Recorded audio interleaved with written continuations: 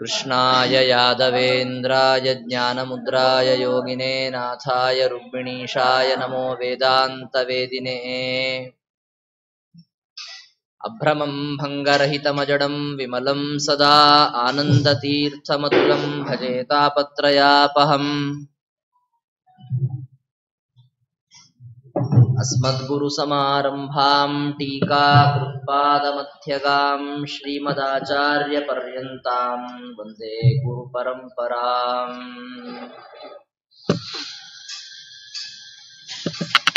मिथ्यासिद्धान्तदुर्ध्वान्तविध्वंसनविचक्षणः जयतीर्थाख्यतरणिर्भासतां मे हृदम्बरे श्रीगुरुभ्यो नमः हरिः ओम्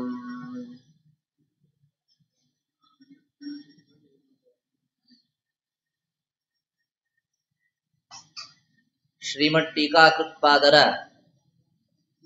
ಆರಾಧನೆಯ ಒಂದು ಪರ್ವಕಾಲ ಇವತ್ತು. ನಾವೆಲ್ಲ ಒಂದು ಕಡೆಗೆ ಸೇರಿದ್ದೇವೆ. ನಿನ್ನೆ ಮೊನ್ನೆ ದಿನಗಳಲ್ಲಿ ನಾನು ಹೇಳಿದಂತೆ ಒಂದು ಸಿದ್ಧಾಂತ ಅಂತನ್ನುವುದನ್ನ ಜನರ ಮನಸ್ಸಿಗೆ ಮನವರಿಕೆಯಾಗುವಂತೆ, ಹೌದು ಅಂತನಿಸುವಂತೆ ಪ್ರತಿಪಾದನೆ ಮಾಡುವುದು ಅಂತನ್ನೋದು ಬಹಳ ಕಷ್ಟದ ಕೆಲಸ.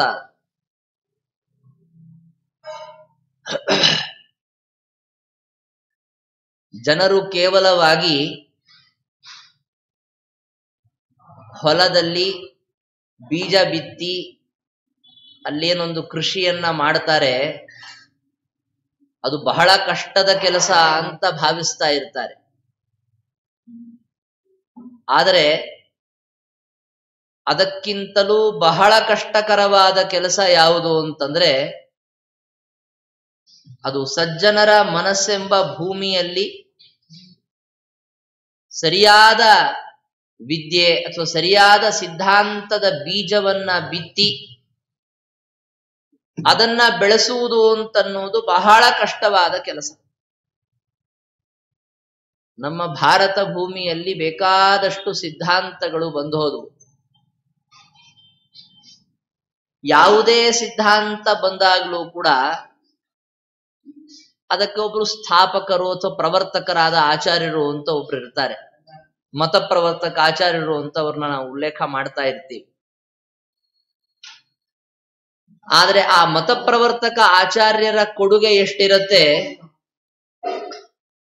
ಅದರ ಜೊತೆ ಜೊತೆಗೆ ಮಾನ್ಯವಾಗುವಂತಹ ಇನ್ನೊಂದು ಕೊಡುಗೆ ಯಾವುದು ಅಂತಂದ್ರೆ ಅದು ಈ ಟೀಕಾಕಾರರು ಅಂತನ್ನುವಂತಹ ಒಂದು ಸ್ಥಾನ. ಅಲ್ಲಿಂದ ಬರುವ ಕೊಡುಗೆ ಬಹಳ ಅಪೂರ್ವವಾದದ್ದು.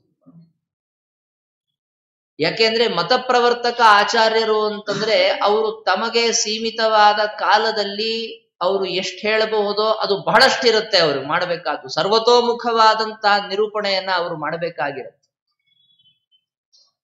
ಸರ್ವತೋಮುಖವಾದ ವಿವರಣೆಯನ್ನ ಮಾಡುವಾಗ ಅವರು ಒಂದೇ ಕಡೆಗೆ ಹೆಚ್ಚು ವಿವರಣೆ ಮಾಡ್ತಾ ಕೂಡಕ್ಕಾಗಲ್ಲ ಅವರು. ಯಾಕೆಂದ್ರೆ ಇಲ್ಲೇ ಅದನ್ನ ಹೇಳ್ತಾ ಕೂತ್ರೆ ಬೇರೆ ಹೇಳದೆ ಅವ್ರು ಹಾಗೆ ವಾಪಸ್ ಹೋಗ್ಬೇಕಾದ ಪರಿಸ್ಥಿತಿ ಬಂದ್ಬಿಡುತ್ತೆ. ಅದಕ್ಕೇನ್ ಮಾಡ್ತಾರೆ, ಎಲ್ಲವನ್ನೂ ಹೇಳಿರ್ಬೇಕು. ಅದನ್ನ ಯಾವ್ಯಾವುದನ್ನ ಹೆಚ್ಚು ಜನರಿಗೆ ಅರ್ಥ ಆಗಿರಲ್ಲ ಅದನ್ನ ವಿವರಣೆ ಮಾಡೋದು ಮುಂದಿನವರ ಜವಾಬ್ದಾರಿ ಅಂತ ಬಿಟ್ಬಿಡ್ತಾರೆ. ಆ ಮುಂದಿನವರ ಜವಾಬ್ದಾರಿ ಅಂತ ಬಿಟ್ಟಿದ್ದನ್ನ ಯಾರು ತುಂಬಲೇ ಇಲ್ಲ ಅಂತ ಆಗಿಬಿಟ್ರೆ ನಮ್ಮಂತ ಜನಸಾಮಾನ್ಯರದ ಗತಿ ಏನು ಅನ್ನೋದನ್ನ ಆಲೋಚನೆ ಮಾಡಿ.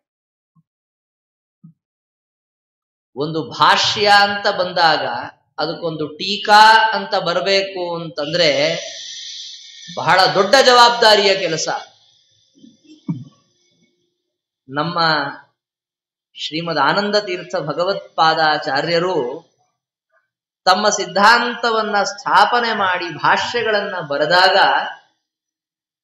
ನನ್ನ ಭಾಷ್ಯಗಳಿಗೆ ಸರಿಯಾದ ಟೀಕೆ ಬರಬೇಕು ಅಂತನ್ನುವಂತಹ ಒಂದು ನಿಶ್ಚಯವನ್ನ ಅವರು ತಮ್ಮ ಮನಸ್ಸಿನಲ್ಲಿ ಮಾಡಿಕೊಂಡ್ರು. ಅವರ ನಿಶ್ಚಯ ಹೇಗೆ ಅಂತಂದ್ರೆ ಅವರ ನಿಶ್ಚಯ ಮಾಡಿದ್ರು ಅಂತಂದ್ರೆ ಅದು ಹಾಗೇ ಆಗತ್ತೆ ಅನ್ನುವಂತಹದ್ದು. ನಾನು ಅದಕ್ಕೆಲ್ಲ ಹಿಂದೆ ಅನೇಕ ಕಥೆಗಳನ್ನ ಉಲ್ಲೇಖ ಮಾಡಿದ್ದೀನಿ ಕಳೆದ ದಿನಗಳಲ್ಲಿ. ತಮ್ಮ ಶಿಷ್ಯರಿಗೆ ಆದೇಶವನ್ನ ಮಾಡಿದ್ರು, ನೀವು ಟೀಕಾ ಗ್ರಂಥಗಳನ್ನ ಬರೀಬೇಕು, ನನ್ನ ಗ್ರಂಥಕ್ಕೆ ವ್ಯಾಖ್ಯಾನವನ್ನ ಮಾಡಬೇಕು. ಸಾಕ್ಷಾತ್ ಶ್ರೀಮದ್ ಆಚಾರ್ಯರ ಶಿಷ್ಯರು ಅವರ ಕಾಲಕ್ಕೆ ಅವರ ಗ್ರಂಥಗಳಿಗೆ ಟೀಕೆಗಳನ್ನ ಬರೆದರು. ಪದ್ಮನಾಭ ತೀರ್ಥರು ಆಚಾರ್ಯರ ಶಿಷ್ಯಾಗ್ರೇಸರರು, ಸನ್ಯಾಸಿಗಳು. ಬೇರೆ ಮತವನ್ನ ಅವಲಂಬಿಸಿದವರು, ಅದು ಸರಿಯಿಲ್ಲ ಅಂತ ತಿಳಿದದನ್ನ ಬಿಟ್ಟು ಈ ಮತಕ್ಕೆ ಬಂದವರು, ಬಂದು ಅದನ್ನ ತಮ್ಮಲ್ಲಿ ಮೈಗೂಡಿಸಿಕೊಂಡಂಥವರು. ಕೆಲವು ಸಂದರ್ಭಗಳಲ್ಲಿರುತ್ತೆ, ನಾವು ನಮ್ಮ ಕ್ರಮವನ್ನ ಬದಲಾವಣೆ ಮಾಡ್ಕೊಳ್ತೀವಿ, ಆದ್ರೆ ನಮ್ಮ ಮೈಗೂಡಿರಲ್ಲ, ಏನೋ ಮೇಲ್ಮೈಯಲ್ಲೇ ಇರುತ್ತೆ, ಅದು ತಲೆ ಮೇಲೆ ಹರಿದಾಡ್ತಾ ಇರುತ್ತಷ್ಟೆ. ಅವ್ರದ್ದು ಹಾಗಲ್ಲ, ಆಚಾರ್ಯರ ಸಿದ್ಧಾಂತ ಅವರಲ್ಲಿ ಮೈಗೂಡಿತು. ಅಂತಹ ಪದ್ಮನಾಭ ತೀರ್ಥರು ಶ್ರೀಮದ್ ಆಚಾರ್ಯರ ಗ್ರಂಥಗಳಿಗೆ ಟೀಕಾಕಾರರಾದರು. ಅವರ ಬಗ್ಗೆ ಹೇಳ್ತಾರಲ್ಲ, ಪೂರ್ಣ ಪ್ರಜ್ಞಕೃತಂ ಭಾಷ್ಯಂ ಆದೌ ತದ್ಭಾವಪೂರ್ವಕಂ ಯೋ ವ್ಯಾಕರೋತ್ ನಮಸ್ತಸ್ಮೈ ಪದ್ಮನಾಭಾಖ್ಯ ಯೋಗಿನೇ.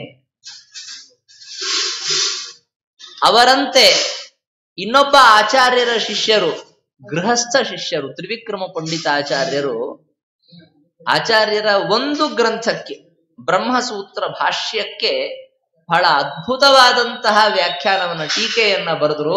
ತತ್ವ ಪ್ರದೀಪ. ಪದ್ಮನಾಭ ತೀರ್ಥರು ಬ್ರಹ್ಮಸೂತ್ರ ಭಾಷ್ಯಕ್ಕೆ ಸತರ್ಕ ದೀಪಾವಲಿ ಅಂತ ಬರೆದ್ರು, ಅನುವ್ಯಾಖ್ಯಾನಕ್ಕೆ ಸನ್ಯಾಯ ರತ್ನಾವಲಿ ಅಂತ ಬರೆದ್ರು. ತತ್ವಪ್ರದೀಪಿಕಾ ಅನ್ನುವ ಗ್ರಂಥವನ್ನ ತ್ರಿವಿಕ್ರಮ ಪಂಡಿತಾಚಾರ್ಯರು ಬರೆದ್ರು. ಇವೆಲ್ಲ ಏನು, ಆಚಾರ್ಯರ ಕಾಲದಲ್ಲಿಯೇ ಆಚಾರ್ಯರ ಗ್ರಂಥಕ್ಕೆ ಬಂದಂತಹ ಟೀಕಾ ಗ್ರಂಥಗಳು. ಪದ್ಮನಾಭ ತೀರ್ಥರು ಇನ್ನೂ ಸಾಕಷ್ಟು ಗ್ರಂಥಗಳನ್ನ ಬರೆದ್ರು ಅಂತ ಇಟ್ಕೊಳ್ಳಿ. ನಾನು ಪ್ರಧಾನವಾಗಿ ಸೂತ್ರ ಭಾಷ್ಯ ಅನ್ನೋದಕ್ಕೆ ಹೇಳಿದೆ.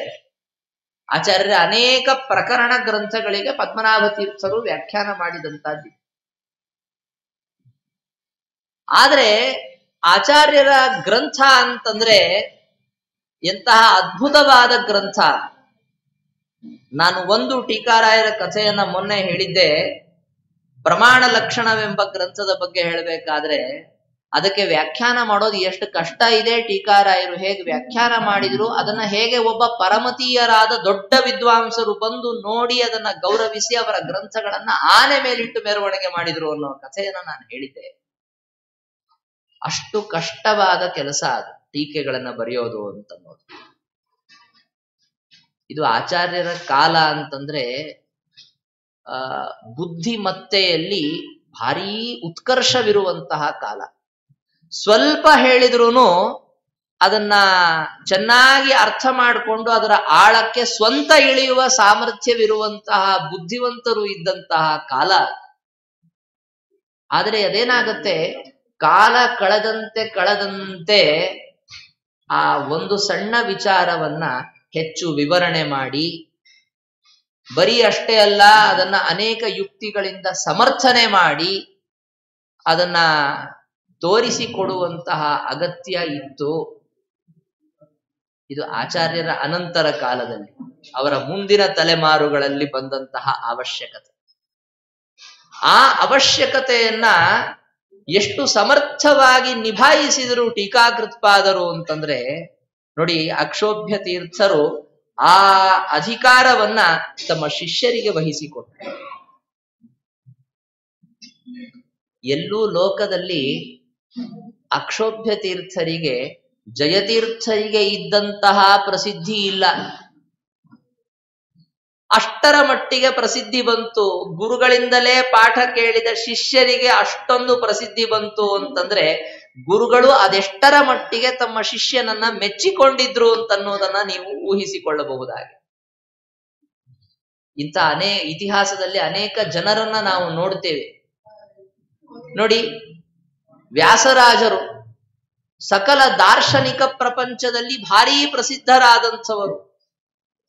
ಆದ್ರೆ ಶ್ರೀಪಾದರಾಜರಿಗೆ ಅಂತಹ ಪ್ರಸಿದ್ಧಿ ಬಂತ? ಅವರೇ ಪಾಠ ಹೇಳಿದ್ದು ಮತ್ತೆ ತಮ್ಮ ಗ್ರಂಥದಲ್ಲಿ ಬರೀತಾರೆ. ಒಂದೇ ವಿದ್ಯಾಗುರು ಮಮ ಅಂತ ಶ್ರೀಪಾದರಾಜರನ್ನು ಸ್ತೋತ್ರ ಮಾಡ್ತಾರೆ. ಆ ಗ್ರಂಥ ಓದ ಯಾರೋ ಅವ್ರ ಗುರುಗಳಂತಪ್ಪ ಲಕ್ಷ್ಮೀನಾರಾಯಣ ಇರ್ಬೋದು, ಇಷ್ಟೇ ಬಿಟ್ಬಿಡ್ತಾರೆ ಜನ. ಅವ್ರು ಎಷ್ಟು ದೊಡ್ಡ ವಿದ್ವಾಂಸರು ಇದ್ದಿರಬಹುದು ಅಂತನ್ನುವಂಥದ್ದರ ಪರಿಕಲ್ಪನೆ ಇವತ್ತವರನ್ನ ನೋಡದೇ ಇರುವ ಜನರಿಗೆ ಹೇಗೆ ಬರಕ್ ಸಾಧ್ಯ? ಹೀಗೆ ಗುರುಗಳನ್ನೇ ಜನರು ಗುರುತಿಸದೇ ಇರೋ ತರಹದ ರೀತಿಯಲ್ಲಿ ಶಿಷ್ಯ ಪ್ರಚಾರಕ್ಕೆ ಬರಬೇಕು ಅಂತಂದ್ರೆ ಗುರುಗಳು ಹೇಗೆ ತಮ್ಮ ಸರ್ವಸ್ವವನ್ನ ಆ ಶಿಷ್ಯನಿಗೆ ಧಾರೆ ಎರೆದಿರಬೇಕು ಅಂತ ಅನ್ನೋದನ್ನ ನೀವು ಆಲೋಚನೆ ಮಾಡಿ. ಸಮಗ್ರ ತಮ್ಮ ಸಂಪ್ರದಾಯದಿಂದ ಪ್ರಾಪ್ತವಾಗಿರುವ ಎಲ್ಲ ವಿಚಾರಗಳನ್ನ ಒಂದೊಂದನ್ನೂ ಬಿಡದೆ ಹೇಳಿಕೊಟ್ಟಿದ್ದಾರೆ. ನಾನು ಮೊನ್ನೆ ಇದನ್ನ ಪ್ರತಿಪಾದನೆ ಮಾಡಿದೆ. ಟೀಕಾಕೃತ್ಪಾದರ ಜೀವನದಲ್ಲಿ ಇದ್ದ ಅತ್ಯಂತ ಅಲ್ಪವಾದ ಅವಧಿ. ಅವರು ಬದುಕಿದ್ದೇನು 100 ವರ್ಷ ಬದುಕಿದ್ದಲ್ಲ. ಯಾಕೆ ಅಂತಂದ್ರೆ ಅವರು ಕೆಲಸ ಎಷ್ಟು ಮಾಡಬೇಕಾಗಿತ್ತು ಅಷ್ಟು ಕಾಲ ಮಾತ್ರ ಭೂಮಿಯಲ್ಲಿ ಇರೋದಕ್ಕೆ ಬಂದಂತಹ ಮಹಾನುಭಾವರು. ದೇವತೆಗಳಲ್ಲಿ ಇರುವಂತಹ ವ್ಯವಸ್ಥೆ ಏನು ಅಂತಂದ್ರೆ ಅವ್ರು ಏನು ಕೆಲಸ ಮಾಡೋದಕ್ಕೆ ಬಂದಿರ್ತಾರೆ, ಆ ಕೆಲಸ ಮಾಡೋದಕ್ಕೆ ಎಷ್ಟು ಕಾಲ ಬೇಕು ಅಷ್ಟು ಕಾಲ ಮಾತ್ರ ಭೂಮಿಯಲ್ಲಿ ಇರುವಂಥವ್ರು ಅವರಲ್ಲ. ಯಾಕೆಂದ್ರೆ ಭೂಮಿಯಲ್ಲಿ ಮನುಷ್ಯರ ಜೊತೆಗೆ ವಾಸ ಮಾಡೋದು ಅಂತಂದ್ರೆ ದೇವತೆಗಳಿಗೆ ಸಾಮಾನ್ಯತಃ ಇಷ್ಟ ಇರೋದಿಲ್ಲ. ಅನಿವಾರ್ಯ ದೇವರ ಸೇವೆ ಅಂತ ಅವತಾರ ಮಾಡಿರ್ತಾರೆ. ಅದರಲ್ಲೂ ಟೀಕಾರಾಯರು ತಮ್ಮ ಪೂರ್ವಾಶ್ರಮದಲ್ಲಿ ಇದ್ದಂತಹದ್ದು ಅಂತಂದ್ರೆ ಒಂದಿಷ್ಟು ಕೆಲವು ವರ್ಷಗಳ ಕಾಲ, 18-20 ವರ್ಷಗಳ ಕಾಲ, ಅದು ಯಾವುದೇ ತರಹದ ಈ ಬ್ರಹ್ಮವಿದ್ಯೆಯ ಸಂಬಂಧವೇ ಇಲ್ಲದೆ ಅವರು ಕಾಲ ಕಳೆದದ್ದು. ಹಿಂದಿನ ಜನ್ಮದಲ್ಲಿ ಗುರುಮುಖದಿಂದ ಶ್ರವಣ ಮಾಡಿದಂತಹ ಎಲ್ಲ ವಿಚಾರಗಳು ಅವರ ಮನಸ್ಸಿನಲ್ಲಿ ಸುಪ್ತವಾಗಿ ಇದ್ದಂಥದ್ದನ್ನ ಎಬ್ಬಿಸಿದಂಥವರು ಅಕ್ಷೋಭ್ಯ ತೀರ್ಥರು. ಅಕ್ಷೋಭ್ಯ ತೀರ್ಥರ ಬಗ್ಗೆ ಎಲ್ಲೋ ಸಾಮಾನ್ಯ ಬೇರೆಯವರಿಗೆ ಗೊತ್ತಿಲ್ಲದೆ ಇರಬಹುದು, ಆದ್ರೆ ವಿದ್ವತ್ ಪ್ರಪಂಚದಲ್ಲಿ ಅವರದ್ದು ಪ್ರಸಿದ್ಧಿ ಭಾರಿ ಅದ್ಭುತವಾದಂತಹದ್ದೇ. ವಿದ್ಯಾರಣ್ಯರು ಅಂತ ಪ್ರಸಿದ್ಧರಾದಂತಹ ಒಬ್ಬ ವಿದ್ವಾಂಸರು, ವೇದಗಳಿಗೆಲ್ಲ ವ್ಯಾಖ್ಯಾನ ಮಾಡಿದಂಥವರು, ಅದ್ವೈತ ಶಾಸ್ತ್ರದಲ್ಲಿ ಪರಿಣತರು. ಅವರು ಬರೀ ಅದ್ವೈತ ಅಂತಲ್ಲ, ಎಲ್ಲ ದಾರ್ಶನಿಕ ಪ್ರಕ್ರಿಯೆಗಳನ್ನ ಚೆನ್ನಾಗಿ ಅರ್ಥ ಮಾಡಿಕೊಂಡವರು. ಅವರಿಗೂ ಮತ್ತು ಅಕ್ಷೋಭ್ಯ ತೀರ್ಥರಿಗೂ ವಾದ ನಡೀತು. ವಾದ ಅಂದ್ರೆ ಹೇಗೆ ಅಂತ ಅನ್ನೋದರ ಬಗ್ಗೆ ನಾನು ಕಳೆದ ದಿನಗಳಲ್ಲಿ ನಿರೂಪಣೆ ಮಾಡಿದ್ದೀನಿ. ಬಹಳ ಅದ್ಭುತವಾದಂತಹ ಚರ್ಚೆ ನಡೀತು. ನಾನು ಅದು ಹಿಂದೆ ಮೊನ್ನೆ ಹೇಳ್ಬೇಕಾದ್ರೆ ಬರೀ ವಾದ ಅದ್ರ ಬಗ್ಗೆ ಅಷ್ಟೇ ಹೇಳಿದೆ. ಇದಕ್ಕೊಬ್ರು ನಿರ್ಣಾಯಕರು ಅಂತ ಇರ್ಬೇಕಾಗತ್ತೆ. ಅದ್ರ ಬಗ್ಗೆನೂ ಆಚಾರ್ಯರು ತುಂಬಾ ಲಕ್ಷಣಗಳನ್ನ ಹೇಳಿದ್ದಾರೆ. ಆಗ್ರಹ ಇಲ್ಲದೆ ಇರುವಂತಹ ಬಹಳ ದೊಡ್ಡ ವಿದ್ವಾಂಸ ಒಬ್ಬ ನಿರ್ಣಾಯಕನಾದ್ರೂ ಸಾಕು ಅಂತ ಇಬ್ರು ಒಪ್ಪಿರ್ಬೇಕಲ್ಲ. ಆಗಿನ ಕಾಲಕ್ಕೆ ವೇದಾಂತ ದೇಶಿಕರು ಅಂತ ಪ್ರಸಿದ್ಧರಾದವರು, ರಾಮಾನುಜ ಸಂಪ್ರದಾಯದವರು. ಅಕ್ಷೋಭ್ಯ ತೀರ್ಥರು ಮತ್ತು ವಿದ್ಯಾರಣ್ಯರು ಇವರಿಬ್ಬರ ಒಂದು ಚರ್ಚೆಗೆ ನಿರ್ಣಯಾತ್ಮಕವಾಗಿ ಯಾರು ಸೋತ್ರು ಯಾರು ಗೆದ್ರು ಅಂತ ಹೇಳೋದಕ್ಕೆ ಅಂತ ನಡೆದಂತಹ ಚರ್ಚೆಯನ್ನೆಲ್ಲ ಅವ್ರ ಮುಂದೆ ಪ್ರಸ್ತುತಪಡಿಸಿದ್ರೆ ಅಕ್ಷೋಭ್ಯ ತೀರ್ಥರು ಹೇಳಿದಂತಹದ್ದು ಅತ್ಯಂತ ಸರಿಯಾದದ್ದಿದೆ ಅಂತನ್ನುವ ನಿರ್ಣಯವನ್ನ ಅವರು ಕೊಟ್ಟಿದ್ರಂತೆ. ಇವತ್ತಿಗೂ ಅಕ್ಷೋಭ್ಯ ತೀರ್ಥರು ಆ ವಿಷಯದಲ್ಲಿ ಗೆಲುವನ್ನ ಸಂಪಾದಿಸಿದ್ರು ಅಂತನ್ನುವುದಕ್ಕೆ ಕುರುಹಾದಂತಹ ವಿಜಯ ಸ್ತಂಭ ಮುಳುಬಾಗಿಲಿನ ಸಮೀಪದಲ್ಲಿದೆ ಅಂತ ನಾವೆಲ್ಲ ನೋಡಬಹುದು. ಆವಾಗ ಅವರು ಮಾಡಿದಂತಹ ಶ್ಲೋಕ ಅಸಿನಾ ತತ್ವಮಸಿನ ಪರಜೀವ ಪ್ರಭೇದಿನ ವಿದ್ಯಾರಣ್ಯ ಮಹಾರಣ್ಯಂ ಅಕ್ಷೋಭ್ಯ ಮುನಿರಚ್ಚಿನತು ಅಂತ ಬಹಳ ಪ್ರಸಿದ್ಧವಾದಂತಹ. ಇವೆಲ್ಲ ಕಾವ್ಯದ ಶೈಲಿಯಲ್ಲಿ ಬಹಳ ಚೆನ್ನಾಗಿ ಶ್ಲೋಕಗಳನ್ನ ಮಾಡ್ತಾ ಇದ್ರು ಅವರೆಲ್ಲ ಪಂಡಿತರು. ಅದರಲ್ಲೂ ವೇದಾಂತ ದೇಶಿಕರು ಅಂದ್ರೆ ಶ್ಲೋಕಗಳನ್ನ ಮಾಡಿದರಲ್ಲಿ ಎತ್ತಿದ ಕೈಯವರು. ಅವರೆಲ್ಲ ಹೇಗಿರ್ತಾ ಇದ್ರು ಅಂದ್ರೆ ಗಂಟೆಗಳಲ್ಲಿ ಲೀಲಾಜಾಲವಾಗಿ 100 ಶ್ಲೋಕಗಳನ್ನ ಮಾಡುವ ಸಾಮರ್ಥ್ಯ ಇದ್ದಂತಹ ಪಂಡಿತರುಗಳವರೆಲ್ಲ. ಅವರೆಲ್ಲ ವಿದ್ಯಾರಣ್ಯರು ಅಂತಂದ್ರೆ ಒಂದು ದೊಡ್ಡ ದಟ್ಟ ಕಾಡಿದ್ದ ಹಾಗೆ, ಯಾರು ಅದ್ರ ಒಳಗೆ ಹೋಗ್ಲಿಕ್ಕೆ ಸಾಧ್ಯ ಇಲ್ಲ. ಒಬ್ಬ ವಿದ್ವಾಂಸನ ಬುದ್ಧಿಯಲ್ಲಿ ಪ್ರವೇಶ ಮಾಡಿ ಅವನು ಹೇಳಿದ್ದನ್ನ ಕತ್ತರಿಸ್ಬೇಕಲ್ಲ, ತಪ್ಪು ಅಂತ ತೋರಿಸ್ಬೇಕಲ್ಲ, ಬಹಳ ಕಷ್ಟ ಅದು. ನೋಡಿ, 100 ಜನ ಹಾದು ಹೋಗಿ ಬಂದದ್ರಲ್ಲಿ ಕಾಡಲ್ಲಿ ಕಾಲ್ದಾರಿಗಳಾಗಿರುತ್ತೆ, ಅಲ್ಲಿ ಹೋಗ್ಬಿಡ್ಬೋದು. ಇವತ್ತಿನವರೆಗೆ ಯಾರು ಪ್ರವೇಶವೇ ಮಾಡಿಲ್ಲ ಅನ್ನುವ ಕಾಡಲ್ಲಿ ಹೋಗ್ಬೇಕು ಅಂದ್ರೆ ವಿದ್ಯಾರಣ್ಯರು ಅಂದ್ರೆ ಅಂತ ದೊಡ್ಡ ಪಂಡಿತರು. ಅವರನ್ನ ನಮ್ಮ ಅಕ್ಷೋಭ್ಯ ತೀರ್ಥರೆಂಬ ಮಹಾಜ್ಞಾನಿಗಳು, ಮಹಾಶೂರರು ಅವ್ರೇನ್ ಮಾಡಿದ್ರು ಅಂದ್ರೆ ತಮ್ಮ ಕೈಯಲ್ಲಿ ಒಂದು ಖಡ್ಗವನ್ನ ಹಿಡ್ಕೊಂಡಿದ್ದಾರೆ. ಅದೇನ್ ಖಡ್ಗ ಅಪ್ಪ ಅದು ಅಂತಂದ್ರೆ ತತ್ವಮಸಿ ಎಂಬ ಶ್ರುತಿ ವಾಕ್ಯವೇ ಒಂದು ಖಡ್ಗ ಇದ್ದ ಹಾಗೆ ಅದರಿಂದ ಅವರು ತಮ್ಮ ದಾರಿಯನ್ನ ಮಾಡಿಕೊಂಡ್ರು ಅಂತ ಅನ್ನೋದನ್ನ ವೇದಾಂತ ದೇಶಿಕರು ವರ್ಣನೆ ಮಾಡಿದ್ರು ಅಂತ ನಾವು ಕೇಳ್ತೇವೆ. ಹಾಗೆ ಪರವಾದಿಗಳನ್ನು ವಾದದಲ್ಲಿ ಜಯಿಸುವಂತಹ ಸಾಮರ್ಥ್ಯವಿರುವವರು ನೋಡಿ, ಅವರ ಹೆಸರಿಗೆ ತಕ್ಕ ಹಾಗೆ ಅಕ್ಷೋಭ್ಯರು. ಅವರಿಗೆ ಯಾವ ಪರವಾದಿಗಳು ಕ್ಷೋಭವನ್ನ ಉಂಟು ಮಾಡಲಿಕ್ಕೆ ಸಾಧ್ಯ ಇಲ್ಲ. ಅಂತಹ ಮಹಾಧೀರ ಪುರುಷರಾದ ಅಕ್ಷೋಭ್ಯ ತೀರ್ಥರು ತಮ್ಮಲ್ಲಿದ್ದ ಎಲ್ಲ ವಿದ್ಯೆಯನ್ನ ಒಬ್ಬ ವ್ಯಕ್ತಿಗೆ ಕೊಟ್ಟು ಅವರಿಂದ ತಮ್ಮ ಈ ಮಧ್ವ ಸಿದ್ಧಾಂತವನ್ನ ಉಜ್ವಲಗೊಳಿಸಬೇಕು ಅಂತ ಕುಳಿತುಕೊಂಡಂಥವ್ರು. ನಮ್ಮಲ್ಲೆಲ್ಲ ಹೇಗೆ ಅಂತಂದ್ರೆ, ಹಿಂದೆ ನಮ್ಮ ಪ್ರಾಚೀನ ಜ್ಞಾನಿಗಳು ಯಾವ ಕೆಲಸವನ್ನ ತಮಗೆ ಮಾಡಬೇಕು ಅಂತ ಈ ರೀತಿಯಾಗಿ ಭಗವಂತನ ಸಂಕಲ್ಪ ಇರುತ್ತೆ, ಅದನ್ನ ಅರಿತುಕೊಂಡು ಭಗವಂತ ಹೇಳಿದರೆ ಮಾತ್ರ ಮಾಡುವಂತಹ, ಇಲ್ಲದೇ ಇದ್ರೆ ಮಾಡುವ ಸಾಮರ್ಥ್ಯ ಇದ್ದರೂ ಕೂಡ ಸುಮ್ಮನೆ ಇರುವಂತಹ ಒಂದು ದೊಡ್ಡ ತ್ಯಾಗಮಯವಾದಂತಹ ವ್ಯಕ್ತಿತ್ವ ಮತ್ತು ಭಗವಂತನ ಸೇವಾ ಮನೋಭಾವ, ಇದನ್ನು ನೀವು ಬೇರೆ ಇನ್ನೆಲ್ಲೂ ನೋಡಕ್ ಸಾಧ್ಯ ಇಲ್ಲ. ನಾವು ಮಹಾಭಾರತ ರಾಮಾಯಣ ಯುದ್ಧಗಳಲ್ಲಿ ಇದನ್ನೇ ನೋಡ್ತೇವೆ. ಇಂಥವರು ಈ ದುಷ್ಟನನ್ನ ಸಂಹಾರ ಮಾಡಬೇಕು ಅಂತ ಭಗವಂತ ನಿರ್ಣಯ ಮಾಡಿದ ಅಂದ್ರೆ ಇನ್ನೊಬ್ಬನಿಗೆ ಸಾಮರ್ಥ್ಯ ಇದ್ರೂ ಕೂಡ ಆ ಕೆಲಸವನ್ನ ಮಾಡ್ಲಿಕ್ಕೆ ಹೋಗಲ್ಲ ಇನ್ನೊಬ್ರು. ಯಾಕೆ? ಭಗವಂತನ ಸಂಕಲ್ಪ ರೀ, ಸುಮ್ಮನಾಗ್ಬೋದು. ಹಾಗೆ ಅಕ್ಷೋಭ್ಯ ತೀರ್ಥರು ಸ್ವತಃ ತಾವು ಸಮರ್ಥರಾಗಿದ್ರೂ ಕೂಡ ಯಾವುದೇ ತರಹದ ರೀತಿಯಲ್ಲಿ ಟೀಕಾಗ್ರಂಥಗಳನ್ನ ತಾವು ಬರೆಯದೆ ಅದನ್ನ ತಮ್ಮ ಶಿಷ್ಯರಿಂದ ಬರೆಸ್ಬೇಕಲ್ಲ, ಅಂತಹ ಶಿಷ್ಯನನ್ನ ನೋಡಿ, ತಾವು ಹುಡುಕಿಕೊಂಡೋಗಿ ಕರ್ಕೊಂಡ್ ಬಂದಿದ್ದಲ್ಲ, ದೇವರೇ ಅವರವರೆಗೆ ಕೊಟ್ಟು ಕಳಿಸಿದ್ದಾನೆ ಅಂತಹ ಶಿಷ್ಯರನ್ನ. ಅದು ಬಹಳ ಅದ್ಭುತವಾದ. ಕುದುರೆ ಮೇಲೆ ಕೂತ್ಕೊಂಡು ಎಲ್ಲೋ ಸುಮ್ಮನೆ ಸುತ್ತಾಡೋದಕ್ಕೆ ಅಂತ ಬಂದಂತಹ ಒಬ್ಬ ಹುಡುಗ,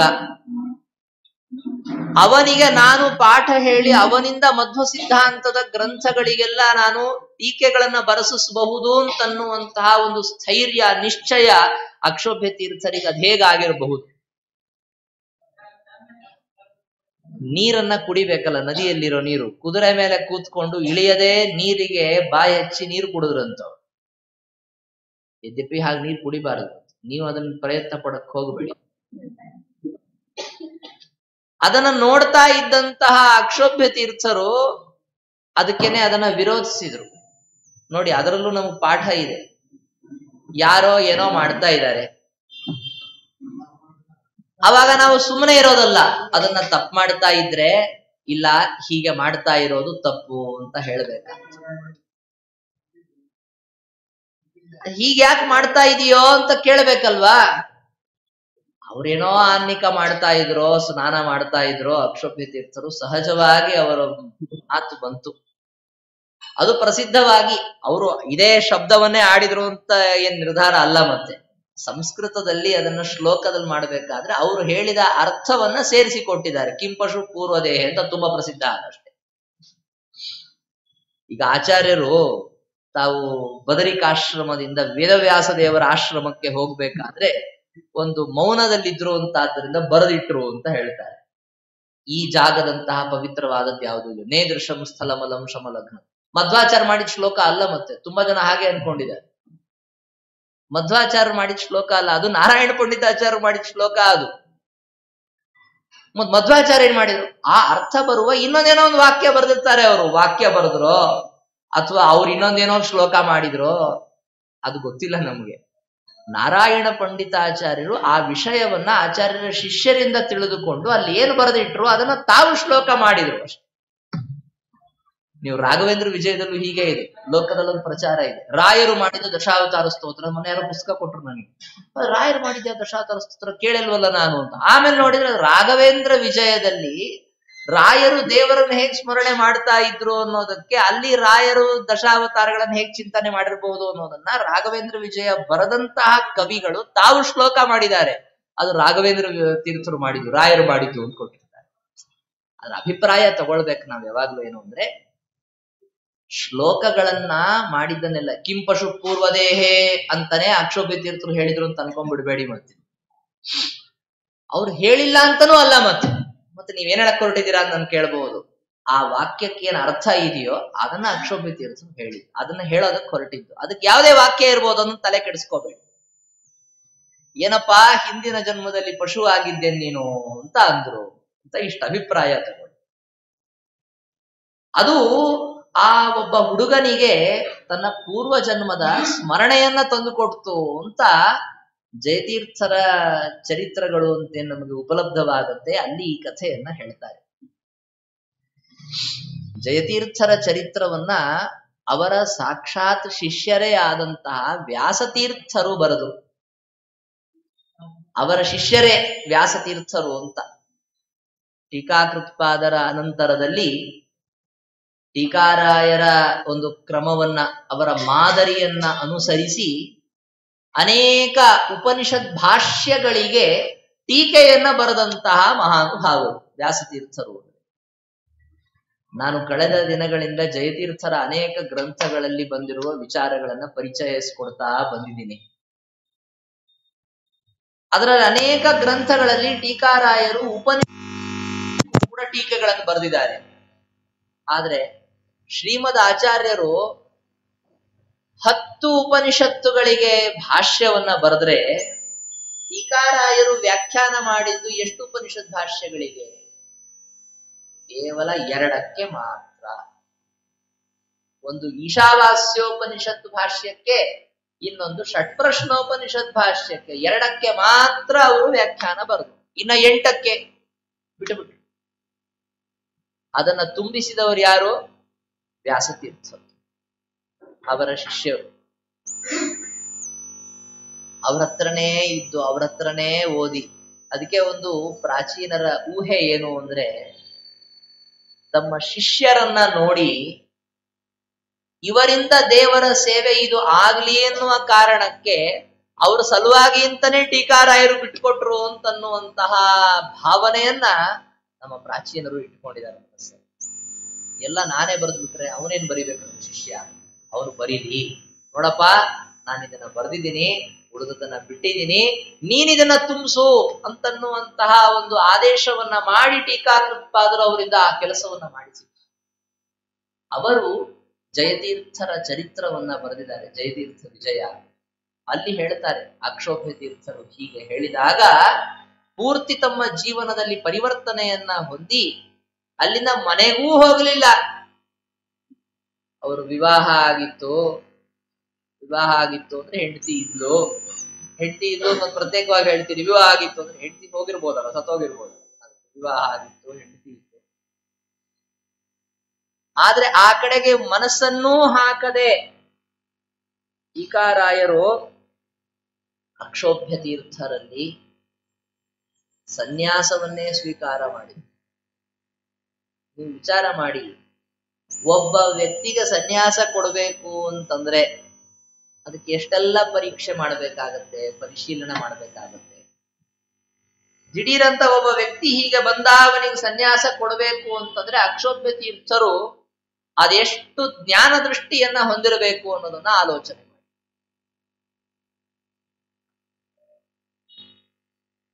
ಆಚಾರ್ಯರು ಒಂದು ಮಾತು ಹೇಳ್ತಾರೆ, ಹಾಗೆಲ್ಲ ಕಂಡವರಿಗೆ ಸನ್ಯಾಸ ಅಲ್ಲ, ಮಾಮೂಲಿ ಪಾಠನೇ ಹೇಳಬಾರದು.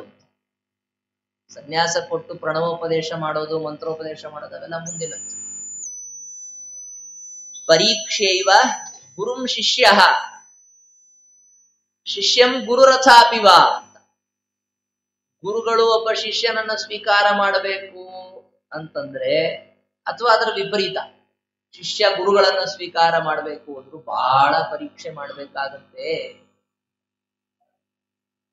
ಅಂತಹ ಪರೀಕ್ಷೆಯನ್ನ ಎಷ್ಟು ಅಲ್ಪ ಕಾಲದಲ್ಲಿ ಮಾಡಿದ್ರು.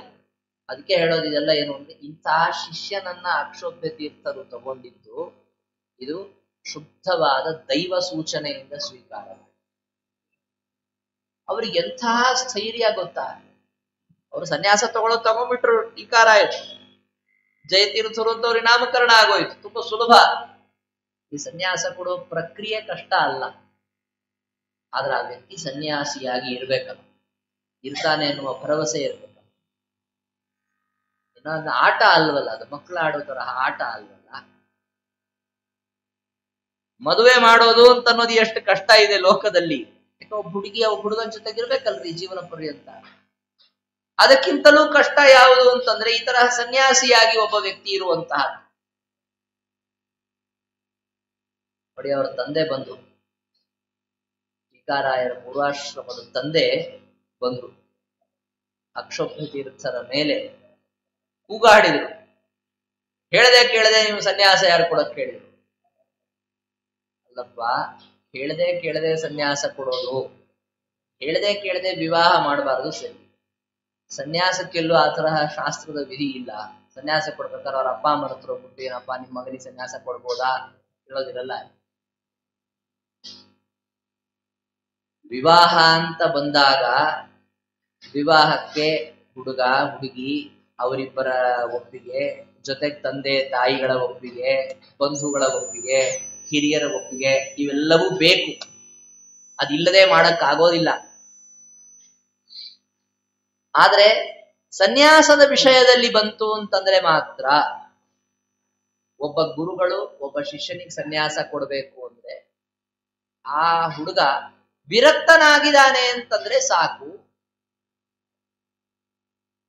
ಆ ವಿರಕ್ತನಾದಂತಹ ಹುಡುಗ ಸನ್ಯಾಸ ತಗೊಳಕ್ ಬಂದಿದ್ದಾನೆ ಅಂತಾದಾಗ ಅವನು ವಿರಕ್ತನಾಗಿದ್ದಾನೆ ಅನ್ನೋದು ಗುರುಗಳಿಗೆ ನಿರ್ಧಾರ ಆಯಿತು ಅಂದ್ರೆ ಸನ್ಯಾಸವನ್ನ ಕೊಡಬಹುದು. ನಾನು ಸನ್ಯಾಸ ಕೊಟ್ಟಿದ್ದೀನಿ, ಇಲ್ಲ ನನಗೆ ಒಪ್ಪಿಗೆ ಇಲ್ಲ, ನಾನು ನನ್ನ ಮಗನ ವಾಪಸ್ ಕರ್ಕೊಂಡು ಹೋಗ್ತೀನಿ. ಅವರಂದ್ರು, ನನಗೇನಾಗ್ಬೇಕಾಗಿದೆ, ಮನೆ ಕರ್ಕೊಂಡು ಹೋದ ಮಾತ್ರಕ್ಕೆ ಅವನು ತೆಗೆದುಕೊಂಡಿರುವಂತಹ ಏನೊಂದು ದೀಕ್ಷೆ ಇದೆ, ಸನ್ಯಾಸ ದೀಕ್ಷೆ ಇದೆ, ಅದಕ್ಕೇನು ಭಂಗ ಬರಬೇಕು ಅಂತಿಲ್ವಲ್ಲ. ಉಳಿದಂತೆ ಯಾವುದೇ ವೇಷ ಭೂಷಗಳೇನಿದೆ, ಭೂಷ ಅಂತೇನಿರೋದಿಲ್ಲ ಸನ್ಯಾಸದಲ್ಲಿ, ವೇಷ ಒಂದಿರುತ್ತೆ ಅಷ್ಟೇ. ನಮ್ಮ ಕನ್ನಡದಲ್ಲಿ ಜೋಡಿ ಪದಗಳಲ್ಲಿ ವೇಷಭೂಷ ಅಂತ ಬರುತ್ತೆ. ಸಂಸ್ಕೃತದಲ್ಲಿ ವೇಷಭೂಷ ತಗೊಂಡ್ರೆ ಎರಡು ಪದಗಳಿಗೂ ಅರ್ಥ ಬರ್ತಿದೆ, ಒಂದು ವೇಷ ಬೇರೆ, ಭೂಷೆ ಬೇರೆ. ಸನ್ಯಾಸಿಗಳಿಗೆ ಯಾವ ಭೂಷ ಇರುತ್ತೆ? ಅದು ಕೇವಲವಾಗಿ ಅವರು ತೆಗೆದುಕೊಂಡಿರುವ ದೀಕ್ಷೆಗೆ ಸೂಚಕವಾದಂತಹದ್ದಷ್ಟೇ. ಇವರಿಂತಹ ದೀಕ್ಷೆ ಉಳ್ಳವರಾಗಿದ್ದಾರೆ, ಸೂಚಕವಾಗಿರುವಂತಹ ಒಂದು ವೇಷ ಮಾತ್ರ. ಅದಕ್ಕೆ ಬಹಳ ಮಹತ್ವವೇ ಇದೆ. ಆದರೆ ಇದೊಂದು ರೀತಿಯಲ್ಲಿ ಜಯತೀರ್ಥರಿಗೆ ಅವರ ತಂದೆಯ ಕಡೆಯಿಂದ ಉಂಟಾದ ಪರೀಕ್ಷೆ. ಒಬ್ಬ ವ್ಯಕ್ತಿಯನ್ನ ಅವನು ತಾನು ತೆಗೆದುಕೊಂಡಿರುವ ದೀಕ್ಷೆಗೆ ಒಪ್ಪುವಂತಹ ಪರಿಸರ ಅಂತೇನಿರುತ್ತೆ, ಅದನ್ನ ಬಿಟ್ಟು ಅವನು ಬೇರೆ ಕಡೆ ಹೋದ ಅಂತಾದ್ರೆ ಅವನ ಮನಸ್ಸು ಬದಲಾವಣೆ ಆಗುವ ಸಾಧ್ಯತೆ ಇರುತ್ತೆ. ಈಗ ಒಬ್ಬ ಸಣ್ಣ ವಯಸ್ಸಲ್ಲಿ ಎಲ್ಲ ಮಕ್ಕಳು ಹೇಳ್ತಿರ್ತಾರೆ, ಉಪವಾಸ, ಏಕಾದಶಿ ಉಪವಾಸ. ಏಕಾದಶಿ ಉಪವಾಸ ಮಾಡುವವರ ಮಧ್ಯದಲ್ಲಿ ಆ ಹುಡುಗ ಇದ್ದ ಅಂದ್ರೆ ಅವನು ಸುಲಭವಾಗಿ ಏಕಾದಶಿ ಉಪವಾಸ ಮಾಡ್ಬಿಡ್ತಾನೆ. 8-10 ವರ್ಷದ ಹುಡುಗ ಅನಾಯಾಸವಾಗಿ ಮಾಡ್ತಾನೆ. ಅದೇನೆ ಸುತ್ತಲೂ ಎಲ್ಲರೂ ಕೂತ್ಕೊಂಡು ತಿಂತಾ ಇದ್ದಾರೆ, ಒಬ್ರು ತಿಂಡಿ, ಒಬ್ರು ಊಟ, ಒಬ್ರು ಮಿಠಾಯಿ, ಅದು ಇದು ತಿಂತಾ ಇದ್ದಾರೆ. ಮಧ್ಯದಲ್ಲಿ ಒಬ್ಬ ಹುಡುಗನ 8-10 ವರ್ಷ ಹುಡುಗ ಕುಡಿಸ್ಬಿಡೋದು, ನೀವು ಉಪವಾಸ ಮಾಡಪ್ಪ ಅಂದ್ರೆ ಆಗತ್ತನ? ಅವನಿಗೆ 2 ನಿಮಿಷ ನೋಡ್ತಾನೆ, 3ನೇ ಸರಿ ಚುಟ್ ಕೊಡ್ತೀರಾ ಅಂತ ಕೈ ಚಾಚಿಸ್ತಾನೆ ಪಕ್ಕದವರು. ಬಹಳ ಕಷ್ಟ ಇದೆ. ಅಂತಹ ಒಂದು ಪರಿಸರದಲ್ಲಿಯೂ ಕೂಡ ಒಬ್ಬ ವ್ಯಕ್ತಿ ಅದನ್ನ ಮೀರಿ ನಿಂತು ತನ್ನದೇ ಆದ ದೀಕ್ಷೆಯಿಂದ ಮೆರಿತಾನೆ ಅಂತಂದ್ರೆ ಅವನು ಬಹಳ ದೊಡ್ಡ ವ್ಯಕ್ತಿತ್ವ. ಹಿಂದಿನ ಕಾಲದಲ್ಲಿ ಯಾರು ಉಪವಾಸ ಮಾಡ್ಲಿಕ್ಕೆ ಆಗದೆ ಇರೋ ತಿನ್ನಕ್ ಹೋದ್ರೆ ಉಪವಾಸ ಮಾಡ್ತಿರೋ ಅಂತ ಸಣ್ಣ ಹುಡುಗ, ಅವ್ನು ಮುಂದೆ ತಿನ್ಬೇಡ, ಆ ಕಡೆ ಯಾರು ಹೋಗ್ತೀನಿ. ಯಾಕೆಂದ್ರೆ ಕೇವಲ ನೋಡಿದ್ರಿಂದ ಮನಸ್ಸು ವಿಚಲಿತ ಆಗತ್ತೆ ಯಾರಿಗಾರು ಅಂತ ಹೇಳ್ತಾ ಇರ್ತಾರೆ ನೋಡ್ರಿ ಕೆಲವು. ಜಯತೀರ್ಥರನ್ನ ಅವರ ಮನೆಗೆ ಕರೆದುಕೊಂಡು ಹೋಗಿ ಎಷ್ಟು ಒತ್ತಾಯಿಸಿದರೂ ಕೂಡ ಅವರ ಮನಸ್ಸು ವಿಚಲಿತವಾಗದೇ ಇರುವಂತದ್ದನ್ನ ನೋಡಿ ಇದು ಪೂರ್ವಜನ್ಮ ಸಂಸ್ಕಾರವಿರುವ ವಿಚಿತ್ರ ವ್ಯಕ್ತಿ ಅಂತ ತಿಳ್ಕೊಂಡು ತಂದು ಗುರುಗಳಿಗೆ ಒಪ್ಪಿಸಿ ಹೋದ್ರು ಅವ್ರ ತಂದೆ ಅಂತ ನಾವು ಕೇಳಿ. ಅವರಿಗೆ ಎಲ್ಲ ಪಾಠವನ್ನ ಅಕ್ಷೋಭ್ಯ ತೀರ್ಥರು ಹೇಳಿದರು. ಅಕ್ಷೋಭ್ಯ ತೀರ್ಥರು ಅವರು ಪಾಠ ಹೇಳಿ ಅವರು ನಿರ್ಯಾಣವಾದ ಮೇಲೆ ಟೀಕಾರಾಯರು ನಿರ್ಧಾರ ಮಾಡಿದಂತಹದ್ದು ಈ ಗ್ರಂಥಗಳಿಗೆ ಟೀಕೆಯನ್ನು ಬರಿಬೇಕು ಅಂತ. ನಾನು ಮೊನ್ನೆ ಹೇಳಿದೆ ನೋಡಿ, ಒಂದು ಗ್ರಂಥ ಬರಿಬೇಕು, ಬರೆದು ಮುಗಿಸ್ಬೇಕು ಅಂತಂದ್ರೆ ಬುದ್ಧಿ, ಪ್ರತಿಭಾ ಮೊದಲಾದಂತಹ ಗುಣಗಳು ಮುಖ್ಯವಾದದ್ದು. ಉಳಿದದ್ದು ಯಾಕೆ? ಬರೀಲಿಕ್ಕೆ ಬೇಕು, ಶುರು ಆಯ್ತಾ, ಶುರು ಮಾಡೋದಷ್ಟೇ. ಹಾಗಲ್ಲ, ಬರಿಬೇಕಾದ್ರೆ ಗುರು ದೇವತಾ ಪ್ರಸಾದ ಅಂತನ್ನೋದು ಬಹಳ ಅವಶ್ಯಕವಾದ. ಶ್ರೀಮದ್ ಆಚಾರ್ಯರು ಸೂತ್ರ ಭಾಷ್ಯವನ್ನು ಬರೆದ್ರು. ಯಾವಾಗ ಬರೆದ್ರಿ? ತಾವೇ ಬರಿಬೇಕು ಅನಿಸ್ತು ಕೂತ್ಕೊಂಡ್ರು ಬರೆದು ಬಿಟ್ರು ಅಲ್ಲ. ವೇದವ್ಯಾಸ ದೇವರು ನೀನು ಬರೀಲೇಬೇಕು ಅಂತ ಹೇಳಿದ ಮೇಲೆ ಬಂದು ಕೂತ್ಕೊಂಡು ಬರೆದದ್ದು ಆಚಾರ್ಯರು. ಮಹಾಭಾರತ ತಾತ್ಪರ್ಯ ನಿರ್ಣಯ ಬರೆದ್ರು, ಅದು ಹಾಗೆ ನೀನು ಬರೀಬೇಕು ಅಂತ ವೇದವ್ಯಾಸ ದೇವರು ಆದೇಶಿಸಿದ್ದಕ್ಕಾಗಿ ಬರೆದದ್ದು. ಆದ್ದರಿಂದ ಟೀಕಾರಾಯರು ಏನು ಮಾಡಿದ್ರು ಗೊತ್ತಾ? ಟೀಕಾಗ್ರಂಥಗಳನ್ನ ಬರೆಯುವ ಮುಂಚೆ ಬಹಳ ವಿಶಿಷ್ಟವಾದ ರೀತಿಯಲ್ಲಿ ದುರ್ಗಾದೇವಿಯ ಉಪಾಸನೆಯನ್ನ ಮಾಡಿ, ದುರ್ಗಾದೇವಿಯ ಉಪಾಸನೆಯನ್ನ ಮಾಡಿದ್ರೆ ಅವಳ ಸಾಕ್ಷಾತ್ಕಾರವಾಯ್ತವರಿಗೆ. ದುರ್ಗಾದೇವಿ 2 ಕೊಟ್ಲಂತವ್ರೆ. ಘಂಟಾಂ ಪೂಗಿ ಫಲಂ ಚೇತ್ಯುಭಯಮಪಿ ತತಃ ಪ್ರಾಪ್ಯ ಮಧ್ವಾಗಮಾಂಸ್ತು ವ್ಯಾಕುರ್ವನ್ ಗ್ರಾಮಮೇಕಂ ಯರಗುಲ ಇತಿಚಾಖ್ಯಾಯುತಂ ಪ್ರಾಪ್ಯ ಶೈಲಂ ಅಂತ ಅವರ ವಿಜಯ ಗ್ರಂಥದಲ್ಲಿ ವ್ಯಾಸತೀರ್ಥರು ಹೇಳ್ತಾರೆ. ಅವ್ರೇನ್ ಮಾಡಿದ್ರು? 1 ಗಂಟೆ ಒಂದು ಪೂಗಿ ಫಲ ಅಂದ್ರೆ ಅಡಿಕೆ ಬಿಟ್ಟು ಅದು ತಿನ್ನೋದಕ್ಕಲ್ರಿ, ಮತ್ತೆ ಸನ್ಯಾಸಿಗಳವರು ಬರೆದಿರೋದನ್ನ ಶೋಧನ ಮಾಡೋದಕ್ಕಾಗಿ ಅಂತ ಒಂದು ಅಡಿಕೆ ಬಿಟ್ಟು 1 ಗಂಟೆ.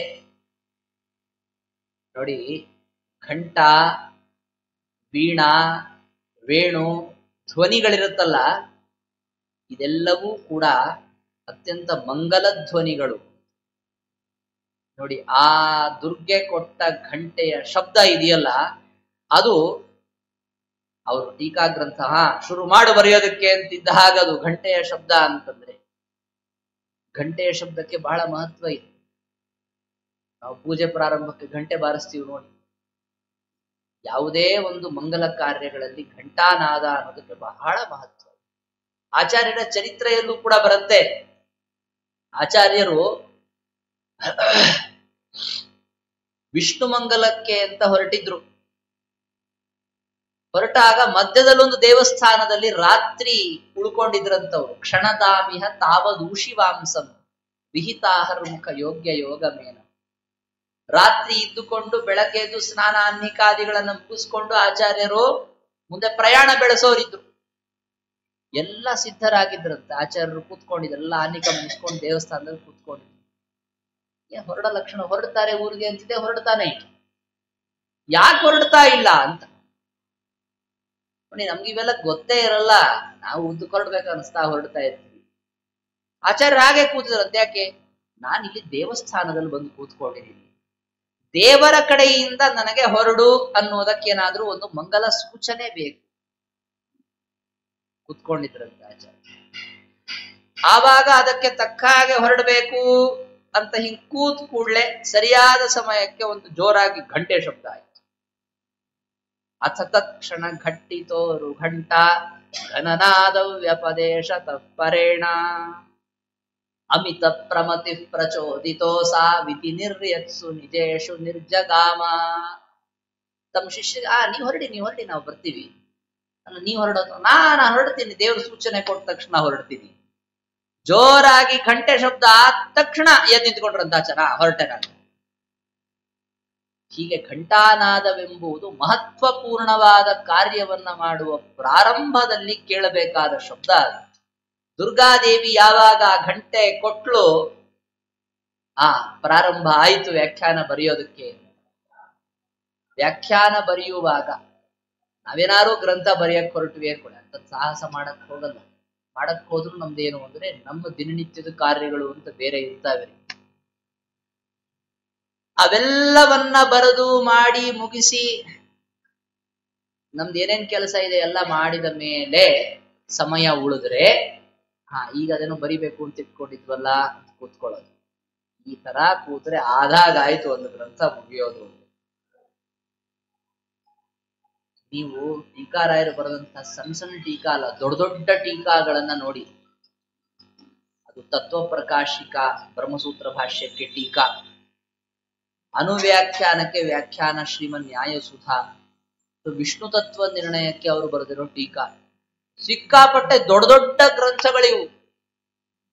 ಅದರಲ್ಲಿ ಒಂದೊಂದನ್ನ ಬರೆಯೋದಕ್ಕೆ ಬಹುಶಃ ಒಂದೊಂದು ಜನ್ಮ ಬೇಕಾಗಬಹುದೋ ಏನೋ ಸಾಮರ್ಥ್ಯ ಇದ್ರೆ.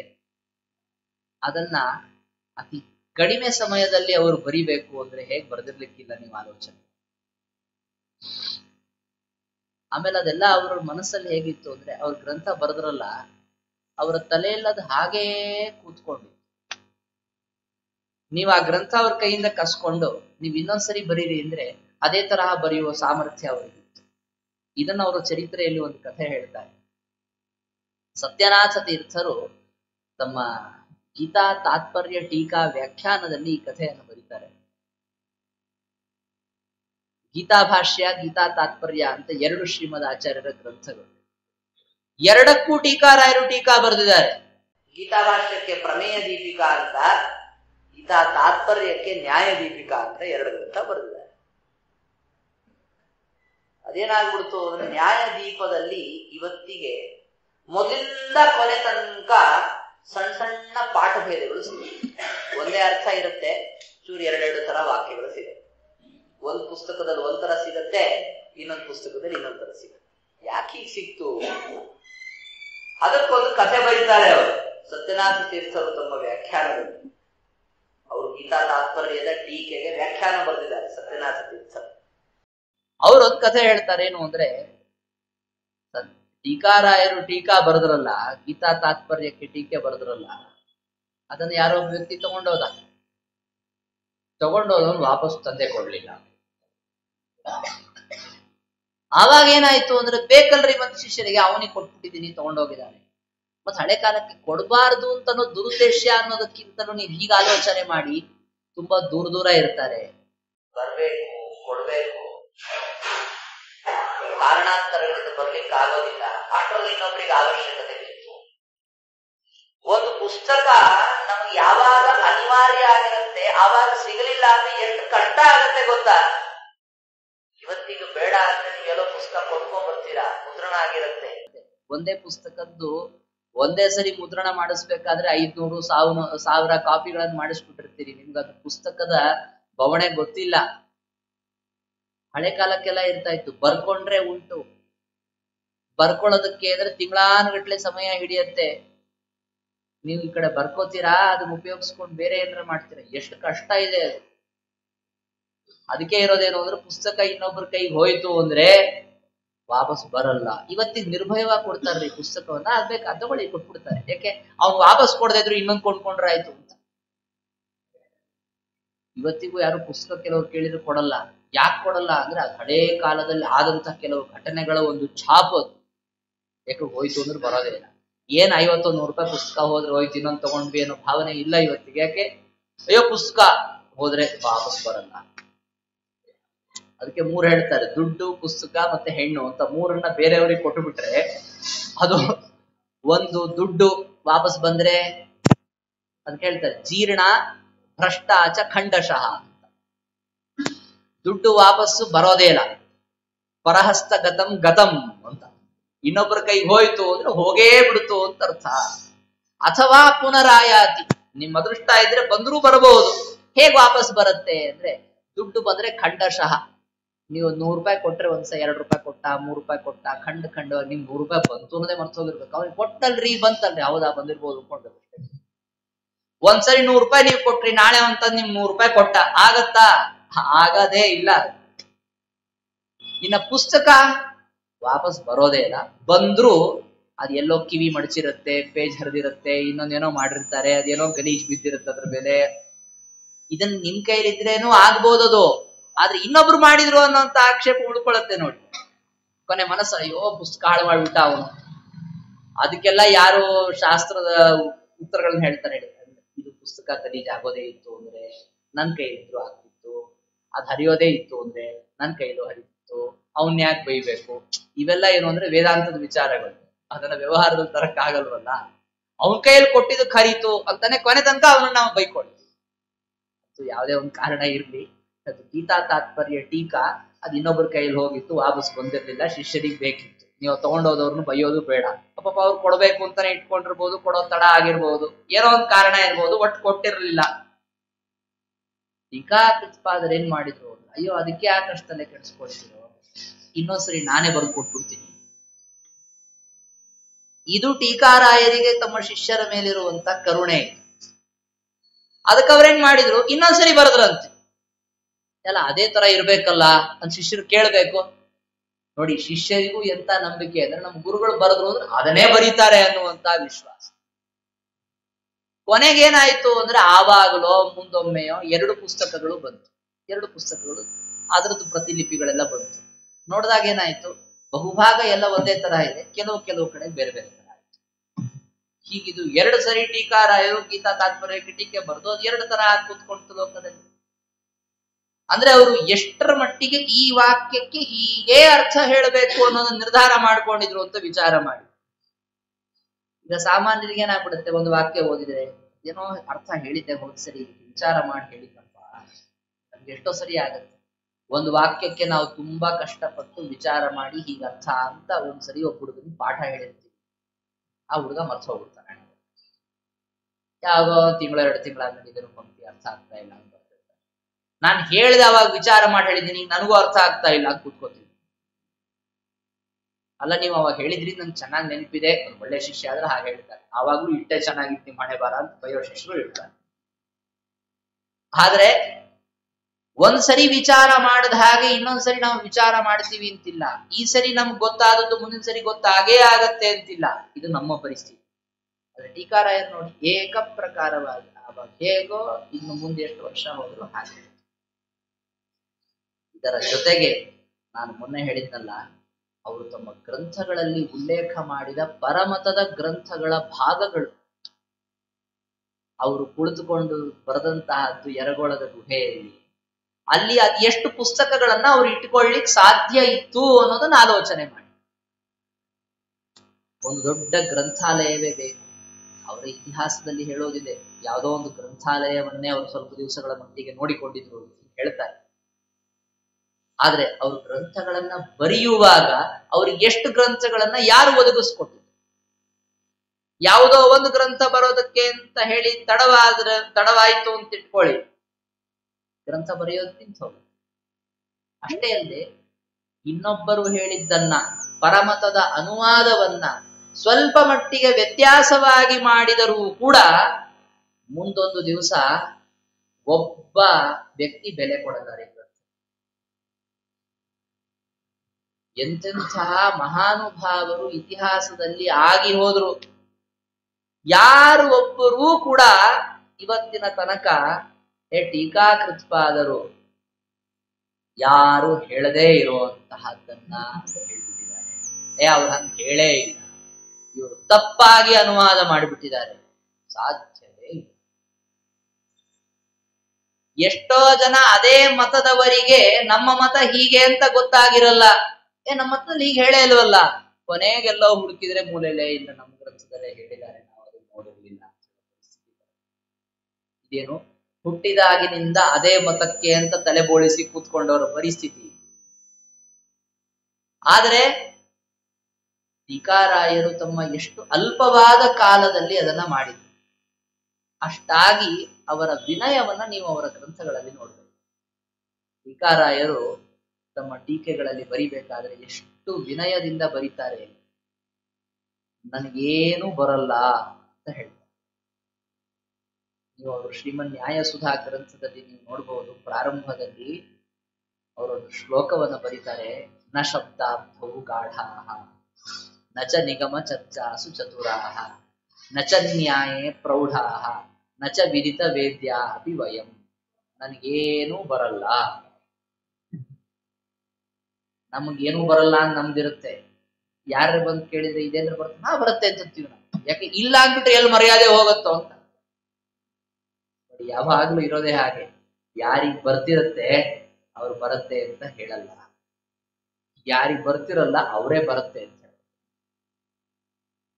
ನಮಗೇನಿದು ವ್ಯಾಕರಣದ ವಿಚಾರಗಳ ಬಗ್ಗೆ ಜ್ಞಾನ ಇಲ್ಲ.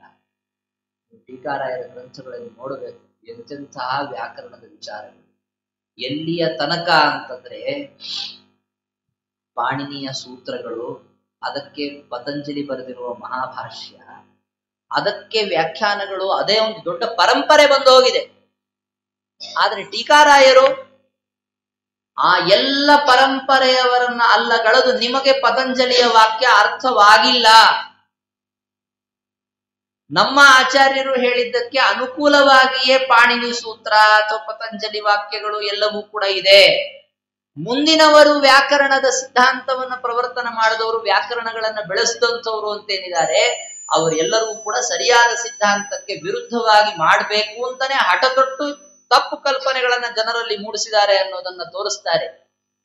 ಪಂಚಮಿ ವಿಭಕ್ತಿಯ ಅರ್ಥ ಯಾವುದು ಅನ್ನುವ ವಿಷಯ ಬಂದಾಗ ಪ್ರಕೃತಿ ಅಧಿಕರಣದಲ್ಲಿ ಶ್ರೀಮನ್ ನ್ಯಾಯಸುಧಾ ಗ್ರಂಥದಲ್ಲಿ ಬಹಳ ಅದ್ಭುತವಾದಂತಹ ಚರ್ಚೆಯನ್ನ ಟೀಕಾರಾಯರು ಮಾಡಿದ್ದಾರೆ. ಇದು ಒಂದು ನಿಮಗೆ ಹೇಳಿದೆ. ನಮ್ಮ ಸಿದ್ಧಾಂತದಲ್ಲಿ ಯಾವುದೇ ದೇವತಾವಾಚಕವಾದಂತಹ ಶಬ್ದ ಇದ್ರೆ ಅದು ದೇವರನ್ನ ಹೇಳತ್ತೆ ಅಂತ ನಾವು ತೋರಿಸ್ಕೊಡ್ತೀವಿ. ಹೇಗೆ ಅಂತ ತೋರಿಸ್ಬೇಕಾದ್ರೆ ಆ ಪದ ಒಡೆದು ಅದರ ಅರ್ಥವನ್ನು ಹೇಳಬೇಕು. ಆ ಪದ ಒಡೆದ ಅರ್ಥ ಹೇಳಬೇಕು ಅಂತ ಬಂತು ಅಂದ್ರೆ ವ್ಯಾಕರಣದ ಅವಶ್ಯಕತೆ ಬಂದ್ಬಿಡತ್ತೆ.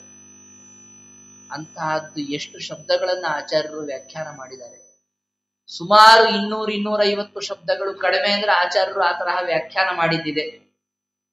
ಒಂದೊಂದಕ್ಕೂ ವ್ಯಾಕರಣದ ರೀತಿಯಲ್ಲಿ ಅದು ಹೇಗ್ ಹುಟ್ಟಿತು, ಯಾವ ಧಾತು, ಯಾವ ಪ್ರತ್ಯಯ, ಅದು ಹೇಗ್ ಬಂತು ಅಂತ ಅನ್ನೋದನ್ನ ಅದೇ ಪಾಣಿನಿ ವ್ಯಾಕರಣವನ್ನೇ ಇಟ್ಕೊಂಡು ಅಲ್ಲಿಯೇ ಹೇಗ್ ಕೂಡಿಸ್ಬೇಕು ಅನ್ನೋದನ್ನು ತೋರಿಸ್ಕೊಡ್ಬೇಕು ಅಂದ್ರೆ ನನ್ ವ್ಯಾಕರಣವೇ ಬರಲ್ಲ ಅಂತಂತಾರೆ ಅಂದ್ರೆ ವಿಚಾರ ಮಾಡಿ. ಅವ್ರ ವಿನಯ ಎಷ್ಟಿದೆ. ನಮಗೇನು ಈ ಮೀಮಾಂಸಾ ಚರ್ಚೆ ಎಲ್ಲ ಬರೋದಿಲ್ಲಪ್ಪ, ನ್ಯಾಯಶಾಸ್ತ್ರವೂ ಬರೋದಿಲ್ಲ, ನೀವು ಬರಿತಾ ಇದ್ದೀರಿ ಯಾಕೆ ಅಂತ ಪ್ರಶ್ನೆ ಬಂತು. ಅದಕ್ಕೆ ಅವ್ರು ಅಂತಾರೆ, ಅಂದ್ರೂ ಜನ ನನಗೆ ಗೌರವ ಕೊಡ್ತಾ ಇದ್ದಾರೆ. ಯಾಕೆ ಅಂದ್ರೆ ಪರಂ ಶ್ರೀಮದ್ ಪೂರ್ಣ ಪ್ರಮತಿ ಗುರು ಕಾರುಣ್ಯ ಸರಣಿಂ ಪ್ರಪನ್ನಾಹ ಮಾನ್ಯಾಸ್ಮ ಕಿಮಪಿ ಚ ವದಂತೋಪಿ ಮಹತ. ಅವರ ಪೂರ್ವ ಜನ್ಮದ ಕಥೆ ಹೇಳಬೇಕಾದ್ರೆ ಒಂದು ಎತ್ತು ಆಚಾರ್ಯರ ಗ್ರಂಥಗಳ ಭಾರವನ್ನ ಹೊತ್ತು ತಿರುಗಾಡಿದ ಎತ್ತು ಅಂತ ವರ್ಣನೆ ಮಾಡ್ತಾರೆ ಚರಿತ್ರಗಳಲ್ಲಿ ಹೇಳ್ಬೇಕಾದ್ರೆ. ಆಚಾರ್ಯರ ಗ್ರಂಥಗಳಿಗೆ ಮುಂದಿನ ಒಂದು ತಲೆಮಾರಿನಲ್ಲಿ ಟೀಕೆ ಬರೆಯುವವರು ಯಾರು ಅಂತ ಪ್ರಶ್ನೆ ಬಂದಾಗ ಆಚಾರ್ಯರು ವ್ಯಾಖ್ಯಾಸ್ಯತೇಶ ಘೋರ, ಈ ಎತ್ತು ಬರೆಯತ್ತೆ ಅಂತ ಹೇಳಿದ್ರ. ಎತ್ತೆ ಹೇಗೆ ಬರೆಯತ್ರಿ ಅಂತ ಜನ ಆವಾಗ ಆಶ್ಚರ್ಯ ಪಟ್ಟಿದ್ರು. ನೋಡಿ, ಅದೇ ಟೀಕಾಕೃತ್ಪಾದರು ಇಷ್ಟು ಅದ್ಭುತವಾದಂತಹ ರೀತಿಯಲ್ಲಿ ಗ್ರಂಥಗಳನ್ನ ಬರೆದರು. ಅದನ್ನ ನೆನಪಿಸ್ಕೊಂಡ್ರು ಟೀಕಾರಾಯರು. ನಾನು ಯಾಕೆ ಇಷ್ಟೆಲ್ಲ ಗ್ರಂಥ ಬರೀಲಿಕ್ಕೆ ಸಾಧ್ಯವಾಗಿದೆ? ಆಚಾರ್ಯರ ಕರುಣೆ ನನ್ನ ಮೇಲೆ ಬಂತು. ಅವರು ಬೇರೆ ಇನ್ನೊಬ್ಬ ತನ್ನ ಶಿಷ್ಯನಿಗೆ ಇವನು ನನ್ನ ಗ್ರಂಥಗಳಿಗೆ ಟೀಕೆ ಬರೀತಾನೆ ಅಂತ ಹೇಳಿದ್ರೆ ಅವನೇ ಬರೀತಿದ್ದ. ನನ್ನನ್ನೇ ಆಯ್ಕೆ ಮಾಡಿಕೊಂಡ್ರು ಅನ್ನೋದು ನನ್ನ ಭಾಗ್ಯ ಅಂತ ಟೀಕಾಕೃತ್ಪಾದರು ಅದನ್ನ ಸ್ಮರಣೆ ಮಾಡಿ. ಎಂದಿಗೂ ಟೀಕಾರಾಯರಿಗೆ ನಾನು ಬರೆದಾಗ ಯಾರ್ರೀ ಬರೀತಾರೆ, ಹಿಂದಿನವರಿಗೆ ಬರೆಯಕ್ಕೆ ಬಂದಿಲ್ಲ, ನಾನು ಬರೀತೀನಿ ಇಂತಹ ಭಾವನೆ ಸರ್ವಥಾ ಇತ್ತು. ಪದ್ಮನಾಭ ತೀರ್ಥರ ಬಗ್ಗೆ ಎಷ್ಟು ಗೌರವದಿಂದ ಮಾತನಾಡ್ತಾರೆ ಗೊತ್ತಾ ಅವರು ಟೀಕಾರಾಯರು. ಸ ಪದ್ಮನಾಭ ತೀರ್ಥಾರ್ಕ ಗೋಗಣೋಸ್ತು ದೃಶೇ ಮಮ ನ ತತ್ವ ಮಾರ್ಗೇ ಗಮನಂ ವಿನಾ ಯದುಪಜೀವನಂ ಹೇಳ್ತಾರೆ. ನಾನು ಪದ್ಮನಾಭ ತೀರ್ಥರೆಂಬ ಸೂರ್ಯ ಅವರ ಪ್ರಕಾಶವನ್ನು ನಾನು ಅವಲಂಬಿಸ್ತೀನಿ. ಕಾಡಲ್ಲಿ ನಡೆದುಕೊಂಡು ಹೋಗೋದು ನಾನೇ ಇರ್ಬೋದು, ಟೀಕೆ ಬರೀತಿರೋ ನಾನೇ ಇರ್ಬೋದು, ಆದ್ರೆ ಕಾಡಲ್ಲಿ ನಡ್ಕೊಂಡು ಹೋಗ್ಬೇಕಾದ್ರೆ ಸೂರ್ಯನ್ ಬೆಳಕಿದ್ರೆ ತಾನೇ ನೀನು ನಡೆಯಕ್ಕಾಗೋದು.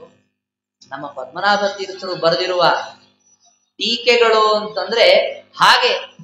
ನಾನು ಎಷ್ಟೇ ವ್ಯಾಖ್ಯಾನವನ್ನ ಮಾಡಿರ್ಬಹುದು, ನಾನು ಎಷ್ಟೇ ವಿವರಣೆ ಕೊಟ್ಟಿರಬಹುದು, ನೀವು ಇವತ್ತು ಟೀಕಾಕಾರರು ಅಂತ ಹೇಳ್ಬಿಟ್ಟು ಪದ್ಮನಾಭ ಜಯತೀರ್ಥರನ್ನು ಕರಿತಾ ಇದ್ದೀರಿ. ಜಯತೀರ್ಥರ ಗ್ರಂಥಗಳಲ್ಲಿ ನೋಡಿ ಟೀಕಾಕಾರರು ಅಂತ ಅವರೇ ಉಲ್ಲೇಖ ಮಾಡ್ತಾರೆ. ಟೀಕಾಕಾರ ಅಂತ ಯಾರನ್ನು ಉಲ್ಲೇಖ ಮಾಡ್ತಾರೆ? ಪದ್ಮನಾಭ ತೀರ್ಥರನ್ನ ಉಲ್ಲೇಖ ಮಾಡ್ತಾರೆ. ಎಷ್ಟೋ ಸಂದರ್ಭಗಳಲ್ಲಿ ಅವರು ಈ ತರಹ ವ್ಯಾಖ್ಯಾನ ಮಾಡಿದ್ದಾರೆ, ಅದರ ಅಭಿಪ್ರಾಯ ಹೀಗೆ ಅಂತ ವಿವರಣೆ ಮಾಡ್ತಾರೆ ಅಂದ್ರೆ ಪದ್ಮನಾಭ ತೀರ್ಥರ ಮೇಲೆ ಅದೆಷ್ಟು ಗೌರವ ಇದೆ ಅವ್ರಿಗೆ ನೋಡಿ. ಅವರೆಲ್ಲ ಬರೆದಿರುವಾಗ ನೀವ್ಯಾಕ್ರಿ ಬರೆಯಕ್ ಹೋಗ್ತೀರಿ ಟೀಕೆಯನ್ನ ಅಂತ ಪ್ರಶ್ನೆ ಮಾಡಿಕೊಂಡು ಬಹಳ ಸುಂದರವಾದ ಶ್ಲೋಕವನ್ನ ಮಾಡಿದ್ದಾರೆ ಟೀಕಾರಾಯರು. ಟೀಕಾರಾಯರು ಬರೀ ಹಿಂಗ್ ವಾಕ್ಯ ರೂಪದಲ್ಲಿ ಹಿಂಗ್ ವಿವರಣೆ ಮಾಡೋದ್ರಲ್ಲಷ್ಟೇ ಎತ್ತಿದ ಕೈ ಅನ್ಕೋಬೇಡಿ. ಹಳೆ ಕಾಲ ಕೆಲವೊಂದು ಪ್ರಸಿದ್ಧಿ ಏನು ಅಂದ್ರೆ ಯಾವ್ದಾದ್ರೂ ಒಂದು ಕಠಿಣವಾದ ಗ್ರಂಥಗಳು ಅದನ್ನ ವಿವರಣೆ ಮಾಡೋದು, ಚರ್ಚೆ ಮಾಡೋದು ಅಂತ ಯಾರೇ ಮಾಡ್ತಾರೆ ಅಂದ್ರೆ ಅವ್ರಿಗೆ ಶ್ಲೋಕ ಮಾಡಕ್ ಬರಲ್ಲ, ಅಸಹ್ಯವಾಗಿ ಶ್ಲೋಕ ಮಾಡ್ತಾರೆ, ಏನೋ ಸುಮ್ಮನೆ ಚತು ಹಾಕಿ ಶ್ಲೋಕ ಮಾಡ್ತಾರೆ. ಅದಕ್ಕೆ ಅಪವಾದ ಅಂದ್ರೆ ಟೀಕಾರಾಯ. ಅವ್ರು ಎಷ್ಟು ಸುಂದರವಾದ ಶ್ಲೋಕಗಳನ್ನ ಮಾಡ್ತಾರೆ ಅಂದ್ರೆ ಯಾವ ಕಾಳಿದಾಸ ಮೊದಲಾದ ಕವಿಗಳಿಗೂ ಆ ತರಹ ಸುಂದರವಾದ ಶ್ಲೋಕ ಮಾಡಕ್ ಬರಲ್ಲ. ಅಷ್ಟು ಚೆನ್ನಾಗಿ ಶ್ಲೋಕಗಳನ್ನ ಟೀಕಾರಾಯರು ತಮ್ಮ ಗ್ರಂಥಗಳಲ್ಲಿ ಮಾಡ್ತಾರೆ. ನಮ್ಮ ಗುರುಗಳ ಗ್ರಂಥಗಳಿಗೆ, ಆಚಾರ್ಯರ ಗ್ರಂಥಗಳಿಗೆ ವ್ಯಾಖ್ಯಾನ ಮಾಡೋದು ಅಂದ್ರೆ ಹುಡುಗಾಟ ಅಲ್ಲ. ಅವ್ರು ಬರೀತಾರೆ, ಆನಂದ ತೀರ್ಥ ಭಗವದ್ ವಚಸ ವಿಶಿಷ್ಟ ವ್ಯಾಖ್ಯಾನ ಕರ್ಮಣಿ ಸುರಾಹ ಅಧಿಕಾರಿಣೋತ್ರ. ಈ ಗ್ರಂಥಗಳಿಗೆ ನಾವು ವ್ಯಾಖ್ಯಾನ ಬರೆಯೋದಕ್ಕೆ ಯಾರಪ್ಪ ಅಧಿಕಾರಿಗಳು ಅಂತ ನೋಡಿದರೆ ಸುರಾಹ ಅಧಿಕಾರಿಣ, ದೇವತೆಗಳು ಅಧಿಕಾರಿಗಳು. ಆದರೆ ಯನ್ ಮಾದೃಶೋಪಿ ಯತತೆ ತದತೀವ ಹಾಸ್ಯಂ. ಏನಪ್ಪ, ನಮ್ಮಂಥವರು ಈ ಆಚಾರ್ಯರ ಗ್ರಂಥಗಳಿಗೆ ವ್ಯಾಖ್ಯಾನ ಮಾಡೋದಕ್ಕೆ ಅಂತ ಹೇಳಿ ಪ್ರಯತ್ನ ಪಡ್ತಾರೆ ಅಂತಂದ್ರೆ ಅದು ಅತೀವ ಹಾಸ್ಯಂ, ನಗೆಪಾಟಲಾಗತ್ತೆ ಲೋಕದಲ್ಲಿ. ಇವ್ರು ಬರಿತಾ ಇದಾರ, ಮಧ್ವಾಚಾರ್ಯ ಗ್ರಂಥಕ್ಕೆ ಟೀಕೆ ಬರಿತಾ ಇದಾರ ಅಂತ ಜನ ನಗ್ಬಹುದು. ಅಲ್ರಿ ಮತ್ ಹಾಗಾದ್ರೆ ನಗ್ತಾರೆ ಅಂತ ಆದ್ರೆ ಮತ್ ಬರಿತೀರಿ ಯಾಕೆ ನೀವು ಅಂತ ಯಾರೋ ಕೇಳಿದ್ರು. ಇಲ್ಲ, ಕಿಂ ನಾಮ ಭಕ್ತಿ ಭರಿತಸ್ಯ ವಿಭೂಷಣಂ ತತ್. ಭಕ್ತಿ ಎಂಬುದು ಉದ್ರಿಕ್ತವಾದಾಗ ಆ ರೀತಿಯಲ್ಲಿ ಆಚಾರ್ಯರ ಗ್ರಂಥಗಳಿಗೆ ವ್ಯಾಖ್ಯಾನ ಮಾಡೋದು ಅಂತ ಅನ್ನೋದೇನಿದೆ ಅದು ಭೂಷಣವೇ ಹೌದು. ಹೇಗೆ ಅಂತ ಕೇಳಿದ್ರೆ ದೇವರ ಪೂಜೆ ಮಾಡದ ಹಾಗೆ ಅಂತ ದೃಷ್ಟಾಂತ ಕೊಡ್ತಾರ. ಟೀಕಾರಾಯರ ಅನೇಕ ಗ್ರಂಥಗಳಲ್ಲಿ ಪದ್ಯಮಾಲ ಅನ್ನೋದು ಕೂಡ ಒಂದು.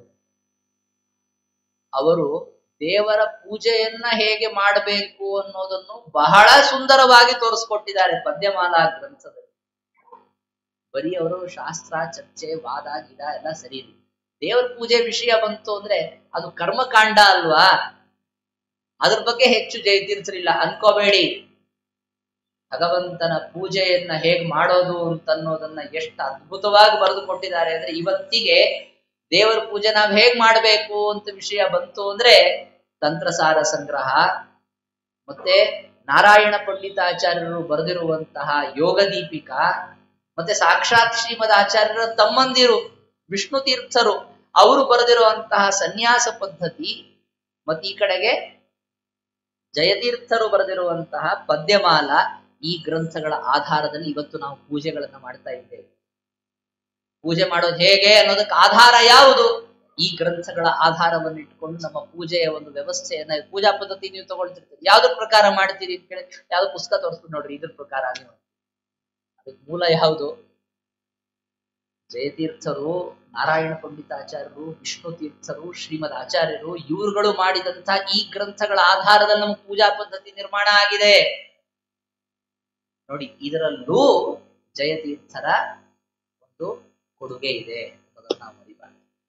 ಅದ್ರ ದೃಷ್ಟಾಂತ ಕೊಡ್ತಾರ ಅವ್ರು. ಆ ಪೂಜೆದೆಲ್ಲ ಬರ್ದಿದ್ದೆಲ್ಲ ನೆನಪಿದೆಯಲ್ಲ ಅವ್ರಿಗೆ.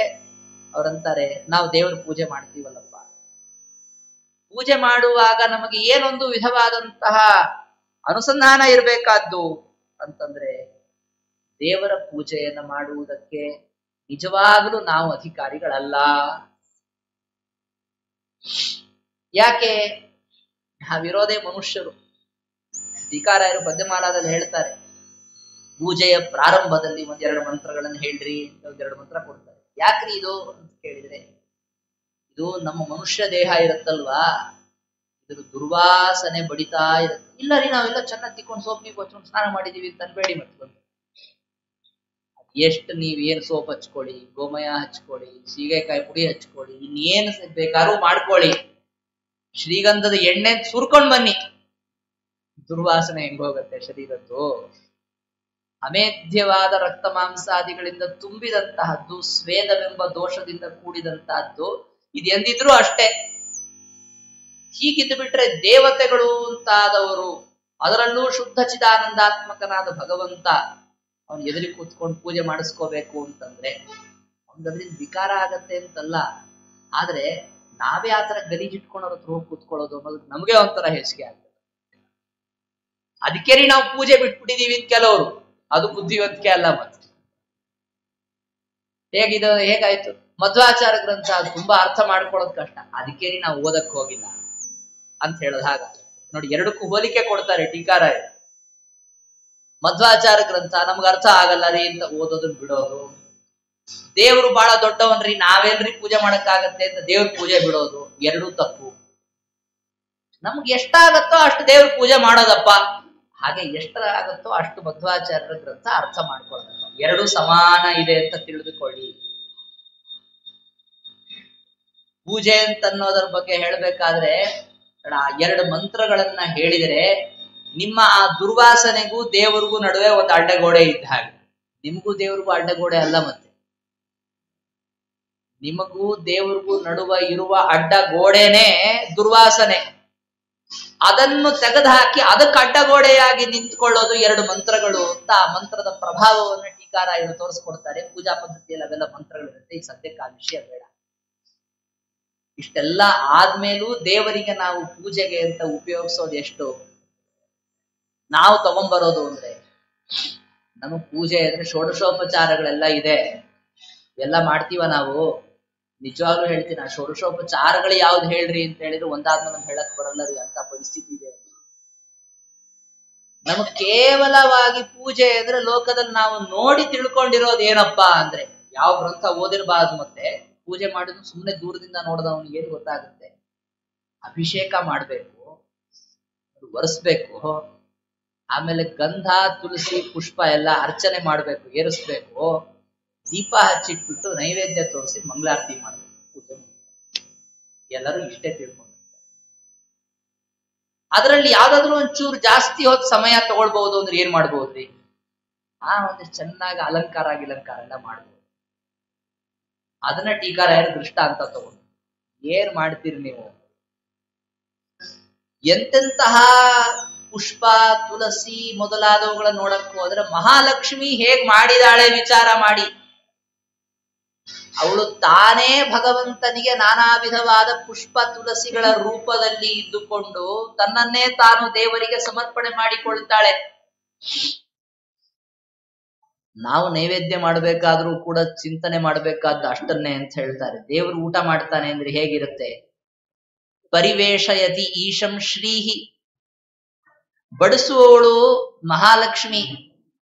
ಊಟ ಮಾಡುವಾಗ ಗಾಳಿ ಹಾಕುವವರು ಮುಖ್ಯ ಪ್ರಾಣದೇವರು, ಉಳಿದವರೆಲ್ಲ ಮಹಾಲಕ್ಷ್ಮಿ ಪರಿಚಾರಕರಾಗಿ ಸಾಮಾನು ತಂದ್ಕೊಡೋ ಕೆಲಸ ಮಾಡ್ತಾ ಇರ್ತಾರಷ್ಟೇ ಅಂತ. ಇದು ದೇವರ ವೈಭವ. ಹೀಗಿರುವಾಗ ಏನ್ ಹಿಂದ್ ಗೊತ್ತಿಲ್ಲ, ಮುಂದ್ ಗೊತ್ತಿಲ್ಲ, ಮಡಿ ಇಲ್ಲ, ಮೈಲ್ಗೆ ಇಲ್ಲ, ಆಚಾರ ಇಲ್ಲ, ವಿಚಾರ ಇಲ್ಲ, ಏನೇನೂ ಇಲ್ಲದೆ ಇದ್ದವ್ರು ನಾವುಗಳು ದೇವ್ರ ಪೂಜೆ ಮಾಡಕ್ ಹೋಗ್ತೀವಲ್ಲ, ಈ ದೃಷ್ಟ ಅಂತ ಕೊಡ್ತಾರೆ. ನಹಿ ಇಂದಿರಾರಾಧ್ಯ ಪದೋ ಮುಕುಂದ ದೂರ್ವಾಂಕುರೈಹಿ ಮಂದಧನೈರಪೂಜ್ಯ. ಆಚಾರ್ಯರು ಕೃಷ್ಣಾಮೃತ ಮಹಾರಣವದಲ್ಲಿ ಹೇಳುವಂತಹ ಮಾತದು ಏನಂತ? ದೇವರ ಪೂಜೆಯನ್ನ ಮಾಡೋದಕ್ಕೆ ಅಂತ ನೀವೇನು ಹೆಚ್ಚು ಕಷ್ಟಪಡಬೇಕಾದಂಥದ್ದೇ ಇಲ್ಲ. ನಿಮ್ಗೇನು ಬರಲ್ಲ ತಾನೆ, ಯಾವ ಮಂತ್ರ ತಂತ್ರ ಗೊತ್ತಿಲ್ಲ ತಾನೆ, ಗೊತ್ತಿರೋದು ಬೇಕಿಲ್ಲ. ಬೇಕಿಲ್ಲ ಅಂದ್ಬಿಟ್ಟು ಬಿಟ್ಬಿಡ್ಬೇಡ್ರಿ, ಮತ್ತೆ ತಿಳ್ಕೊಳ್ಳೇಬೇಕು. ಎಷ್ಟು ತಿಳ್ಕೊಂಡ್ರು ಕಡಿಮೆನೇ ಇರುತ್ತೆ, ಏನೋ ಲೋಪದೋಷಗಳಿರುತ್ತೆ. ಕೊನೆಗೆ ಎಲ್ಲಿ ತನಕ ಅಂದ್ರೆ ಪೂಜೆ ಮಾಡೋ ಕಾಲ ಮರ್ತೋಗುತ್ತೆ. ಪುಸ್ತಕ ಇಟ್ಕೊಳ್ದೆ ಪೂಜೆ ಮಾಡ್ಬೇಕು ಅಂತ ಬೇರೆ ಆಸೆ. ಅದಕ್ಕೆ ಸ್ನಾನ ಮಾಡೋಕ್ಕಿಂತ ಮುಂಚೆ ಒಂದ್ಸರಿ ಪೂಜಾ ಪದ್ಧತಿ ತಿರುವಾಗಿ ಸ್ನಾನ ಮಾಡಿರ್ತಾನೆ, ಆ ತಲೆ ಮೇಲೆ ನೀರ್ ಬಿದ್ದ ತಕ್ಷಣ ಎಲ್ಲ ಮರ್ತೋಗ್ತಾನೆ. ಏನ್ ಮಾಡ್ತಾನೆ ಪಾಪ. ಅಂದ್ರೂ ಏನಾಯ್ತು, ಮರ್ತೋಗಿದೆ, ಸರಿ ಅದೇನೋ ಗೊತ್ತಿಲ್ಲಪ್ಪ ದೇವ್ರೆ, ಅದ್ ಎಷ್ಟು ಗೊತ್ತಿದೆಯೋ ಅಷ್ಟನ್ನೇ ಪೂಜೆ ಮಾಡ್ತಾ ಇದ್ದೀನಿ ಅಂತ ಅನ್ಕೊಂಡು ಇವನೇನ್ ಮಾಡ್ತಾನೆ, ಪೂಜೆ ಮಾಡ್ತಾನೆ. ದೂರ್ವಾಂಕುರಗಳನ್ನ ತಗೊಂಬಂದಿರ್ತಾನಲ್ವಾ. ಈ ದೂರ್ವ ಅಂದ್ರೇನು, ಗರ್ಕೆ ಹುಲ್ಲು. ದೇವರಿಗೆ ಗರ್ಕೆನೂ ಏರಿಸ್ತಾರ್ರಿ, ಬರೀ ತುಳಸಿ ಅಷ್ಟೇ ಏರ್ಸಲ್ಲ. ತುಳಸಿ, ಹೂವು, ಗರ್ಕೆ, ಬಿಲ್ಲೋಪತ್ರೆ ವಿಷ್ಣು ಏರಿಸ್ತಾರೆ ಎಲ್ಲವನ್ನು. ಯಾಕೆ ನೀವು ಬಂಗಾರದ್ದು ಏನ್ರೆ ತಗೊಂಡ್ಬರ್ಬೇಕ್ರಪ್ಪ, ಬಂಗಾರ ಸರ, ದಿವಸ ಒಂದು ಬಂಗಾರ ಸರ ಹಾಕ್ಬೇಕಪ್ಪ ದೇವರಿಗೆ. ಷೋಡಶೋಪಚಾರ ಪೂಜೆಯಲ್ಲಿ ವಸ್ತ್ರ, ಆಭೂಷಣ ಅಂತ ಬರುತ್ತೆ. ನೀವು ಆಭೂಷಣ ಅದಕ್ಕೂ ಒಂದು ಗರ್ಕೆ ಪತ್ರನೇ ಏರ್ಸೋ. ಯಾವುದೇ ಒಂದು ಉಪಚಾರ ಬಂತು ಅಂತಂದ್ರು ಅದೇನೋ ಹೇಳ್ತಿರ್ತಾರೆ, ಸರ್ವೋಪಚಾರಾರ್ಥೆ ಅಕ್ಷತಾನ್ ಸಮರ್ಪಯಾಮಿ ಅಂತ ಬರ್ತಿರುತ್ತೆ ನೋಡಿ. ಆ ತರಹ ಈಗ ನಿಮಗೆ ಯಾರಾದ್ರೂ ಹಾಗೆ ವಿಚಾರ ಮಾಡಿ, ನಿಮ್ಮನ್ನೇ ಊಟಕ್ಕೆ ಅಂತ ಕರೆದು ಊಟಕ್ಕೂ ಹಾಕದೆ ಸರ್ವೋಪಚಾರಾರ್ಥೆ ಅಕ್ಷತಾಂ ಸಮರ್ಪಯಾಮಿ ಅಂತ, ಇದನ್ನ ನಮಗೆ ನಿಮಗೆ ಮಾಡಿದ್ರೆ ಉಪಯೋಗ ಇಲ್ಲ. ದೇವ್ರಿಗೆ ಮಾಡ್ಬೋದ್ರಿ ಇದನ್ನ. ಯಾಕೆ? ದೇವರದನ್ನ ಸ್ವೀಕಾರ ಮಾಡ್ತಾನೆ. ಈಗ ನಾವು ಕೃತಕೃತ್ಯರಲ್ವಲ್ಲ, ಅದಕ್ಕೆ ನಮಗೆಲ್ಲವೂ ಬೇಕು. ನಮ್ಗೆ ಊಟ ಮಾಡದೇ ಇದ್ರೆ ಹಸುವೆ ಆಗುತ್ತೆ, ನಾವು ಊಟ ಮಾಡ್ಲೇಬೇಕು. ಅದಕ್ಕೆ ನೀವು ಊಟಕ್ಕೆ ಕರೆದ್ಮೇಲೆ ಊಟಕ್ಕೆ ಹಾಕ್ಲೇಬೇಕು, ಅದಕ್ಕೂ ಅಕ್ಷತೆ ಹಾಕಿದ್ರೆ ಆಗಲ್ಲ.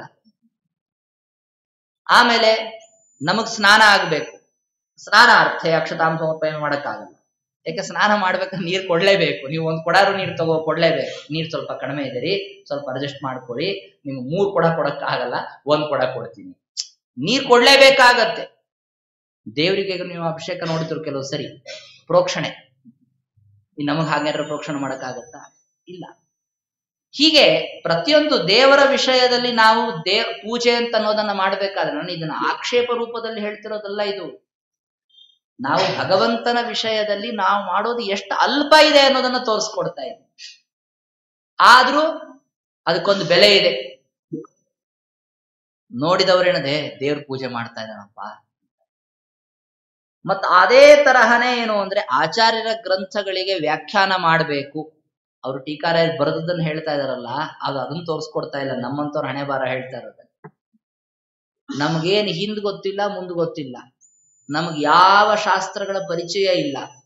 ಸರ್ವಮೂಲ ಗ್ರಂಥ ವಿವರಣೆ ಮಾಡಕ್ ಶುರು ಮಾಡ್ಬಿಡು. ನಮ್ಗೆ ಯೋಗ್ಯತೆ ಏನು?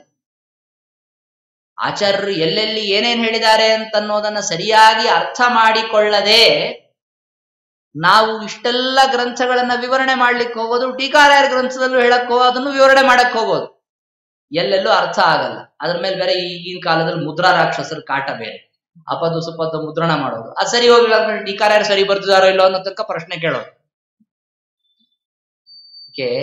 ಇಲ್ಲಪ್ಪ, ನಮ್ಮ ಯೋಗ್ಯತೆಗೆ ಅನುಸಾರವಾಗಿ ಆಚಾರ್ಯರ ಗ್ರಂಥಗಳಿಗೆ ಸೇವೆ ಮಾಡ್ಬೇಕಾದ್ದು.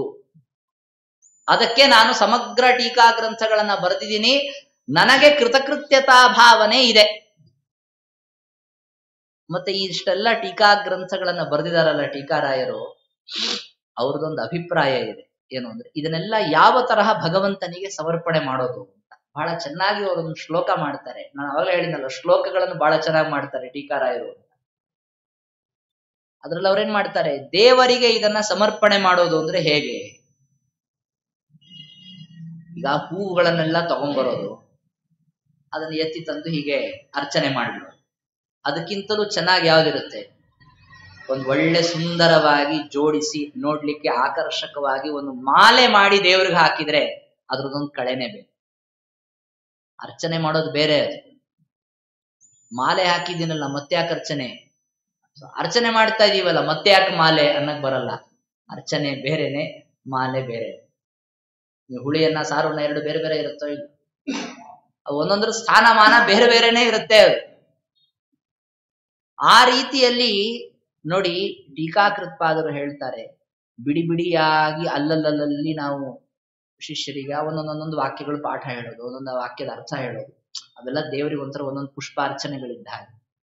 ಒಂದು ಗ್ರಂಥ ಅಂತ ಸುಘಟಿತವಾಗಿ ಏಕಾಕಾರವಾಗಿ ಮಾಡೋದಿದೆಯಲ್ಲ, ಅದು ದೇವರಿಗೆ ನಾವು ಮಾಡಿ ಹಾಕುವ ಮಾಲೆ ಇದೆ. ಹಾಗೆ ಒಬ್ಬ ಸನ್ಯಾಸಿ ಅಂತಾಗಿ ನಾನು ಇದಕ್ಕಿಂತ ಹೆಚ್ಚೇನ್ ಮಾಡ್ಲಿಕ್ಕೆ ಸಾಧ್ಯ ಇದೆ? ಟೀಕಾಕೃತ್ಪಾದರು ಹೇಳ್ತಾರೆ, ವಚನ ಪ್ರಸೂನ ಮಾಲಾ ಜಯತೀರ್ಥಾಖ್ಯೇನ ಭಿಕ್ಷುಣಾ ರಚಿತ ಧ್ರಿಯತಾಂ ಸದಯೇ ಹೃದಯೇ ಕಮಲಾ ಮಹಿಳೆನ ಪುರುಷೇಣ ಅಂತ ಒಂದು ಶ್ಲೋಕ ಮಾಡ್ತಾರೆ. ಪರಮಾತ್ಮನು ಏನ್ ಮಾಡ್ಲಿ ಅಂತಂದ್ರೆ, ಇದು ನಾನು ಒಂದು ಮಾಡಿದ ಮಾಲೆ, ನಾನೊಬ್ಬ ಸನ್ಯಾಸಿ. ಎಲ್ಲಿ ತನಕ ಅಂದ್ರೆ ನನಗೆ ಹೂ ಕಿತ್ತೋದಕ್ಕೂ ಕೂಡ ಅಧಿಕಾರ ಇದೆಯೋ ಇಲ್ಲ. ಹೂ ಕಿತ್ತಿದ್ರು ಆಗ್ಬಿಡುತ್ತಲ್ವ. ಯಾರಾದ್ರೂ ಹೂ ಕಿತ್ತಿ ತಂದು ಕೊಟ್ರೆ ಅದನ್ನ ಕೂತ್ಕೊಂಡು ಮಾಲೆ ಮಾಡಬಹುದು. ನಮಗೆ ಬಳುವಳಿಯಾಗಿ ಎಲ್ಲ ಹೂಗಳು ಸಿಕ್ಬಿಟ್ಟಿದೆ. ಮಾತುಗಳು, ನಾವು ಆಡುವ ಮಾತುಗಳೇ ಒಂದು ಪ್ರಸೂನ, ಅಂದ್ರೆ ಹೂವುಗಳಿದ್ದ ಹಾಗೆ. ವಚನ ಪ್ರಸೂನ ಮಾಲಾ, ಈ ಮಾತುಗಳೆಂಬ ಹೂವುಗಳಿಂದಲೇ ನಾನು ಮಾಲೆಯನ್ನ ಮಾಡಿದ್ದೀನಿ. ಯಾರು ಮಾಡಿರೋದು? ಜಯತೀರ್ಥಾಖ್ಯೇನ ಭಿಕ್ಷುಣಾ ರಚಿತ. ಜಯತೀರ್ಥರು ಅಂತ ಅಷ್ಟು ಹೇಳಿದ್ರೆ ಸಾಕು, ಭಿಕ್ಷು ಅಂತ ಸೇರಿಸಿದ್ರು. ಭಿಕ್ಷು ಅಂದ್ರೆ ಭಿಕ್ಷೆ ಕೇಳಿ ಬದುಕುವ. ಭಿಕ್ಷೆ ಅಂತ ಬಂದಾಗ ನಾನು ನಿನ್ನೆ ಹೇಳಿದ್ದೆ, ಅದನ್ನು ಮತ್ತಿವತ್ತು ಅವರ ಆರಾಧನೆ ಅನ್ನೋ ಸಲುವಾಗಿ ಹೇಳ್ತಾ ಇದ್ದೀನಿ. ಅವ್ರ ಪ್ರತಿನಿತ್ಯ ಅವರ ಆಹಾರ ಏನು, ನಾವು ಅವ್ರ ಆರಾಧನೆ ಅಂತ ಹೇಳಿ ವಿಚಾರ ಮಾಡಿ ವ್ರತದಲ್ಲೂ ನೋಡಿ, ಅವ್ರ ಆರಾಧನೆ ಹೋಗಿ ಹೋಗಿ ವ್ರತದಲ್ಲಿ ಬಂದಿದೆ. ಯಾಕೆಂದ್ರೆ ಜಾಸ್ತಿ ತಿನ್ನೋದ್ರ ಬಗ್ಗೆ ತಲೆ ಕೆಡಿಸ್ಕೋಬೇಡಿ, ಓದೋದ್ರ ಬಗ್ಗೆ ತಲೆ ಕೆಡಿಸ್ಕೊಳ್ಳಿ ಅಂತ. ಆದ್ರೂ ನಾವು ಬಿಡಲ್ಲ, ಆರಾಧನೆ ರೀ, ಅದ್ ಹೇಗ್ರಿ ಮಾಡಕ್ಕಾಗತ್ತೆ ಅಂತೇಳಿ ಹುಡುಕೊಂಡು ಅದ್ರಲ್ಲೂ ಭಕ್ಷ್ಯ ಇಕ್ಷೆ ಮಾಡ್ಕೊಂಡು ನಾವು ಚೆನ್ನಾಗಿ ತಿಂತೀವಿ. ಆದ್ರೆ ಅವ್ರು ಮಾತ್ರ ಇದ್ದದ್ದು ಯತಿಕುಲ ತಿಲಕಃ ಯಾವನಾಲಾದು ವಾಸ ಅಂತ ಅವರು ಜಯತೀರ್ಥ ವಿಜಯದಲ್ಲಿ ಹೇಳ್ತಾರೆ. ಏನೋ ಜೋಳದ ನುಚ್ಚು, ಅದರಲ್ಲಿ ಏನು ಸಾರ ಇರಲ್ಲ. ಗೋಧಿ ಹಿಟ್ಟಿನ ಚಪಾತಿನೂ ಚೆನ್ನಾಗಿರುತ್ತ್ರಿ. ಜೋಳದ ನುಚ್ಚು ಅಂದ್ರೆ ಅದಕ್ಕೆ ಬೇರೆ ಏನಾದ್ರೂ ಹಾಕೊಂಡ್ರೆ ಅದು ಸ್ವಾರಸ್ಯ. ಬರೀ ಅದನ್ನೇ ತಿಂದ್ರೆ ತಿನ್ನಕ್ಕಾಗಲ್ಲ, ಅದು ನೀರಸವಾಗಿರುತ್ತೆ ಅದು. ಅಂಥದ್ದನ್ನೇ ಅವರು ತಿಂತಾ ಇದ್ರು, ತಿನ್ನೋದ್ರ ಕಡೆ ಗಮನ ಇಲ್ಲ ಅಂತ ಅಭಿಪ್ರಾಯ. ಆ ತರಹ ಇರೋನು. ಅದು ಕೂಡ ಏನು ಅಂದ್ರೆ ಅನ್ನಾತ್ ಶಿಷ್ಯೋಪನೀತ. ಅವರು ಸ್ವಂತ ಹೋಗ್ತಾ ಇರ್ಲಿಲ್ಲ. ಯಾಕೆಂದ್ರೆ ಭಿಕ್ಷೆ ಕೇಳೋದಕ್ ಮತ್ತೆಲ್ಲಾ ಕಡೆ ಸುತ್ತಾಡ್ಕೊಂಬಂದ್ರೆ ಅಂದ್ರೆ ಮತ್ತೆಲ್ಲ ಸಮಯ ಹೋಗ್ಬಿಡುತ್ತೆ, ಅಟ್ಟೆ ಇಲ್ಲಿ ಕೂತ್ರಾಯ್ತು ಅಂತ. ಅದಕ್ಕೆ ಆ ತರಹ ಭಿಕ್ಷೆ ಕೇಳಿ ಬಂದಂಥದ್ದರಿಂದ ಬದುಕುವವನು ನಾನು, ಅದಕ್ಕೆ ಭಿಕ್ಷು ಅಂತ. ಜಯತೀರ್ಥಾಖ್ಯೇನ ಭಿಕ್ಷುಣಾ ರಚಿತ ಅಂದ್ರೆ ನನ್ನ ಹತ್ರ ಇರುವ ಹೂವುಗಳು ಕೂಡ ಭಿಕ್ಷೆ ಕೇಳಿ ಬಂದದ್ದೇನೆ.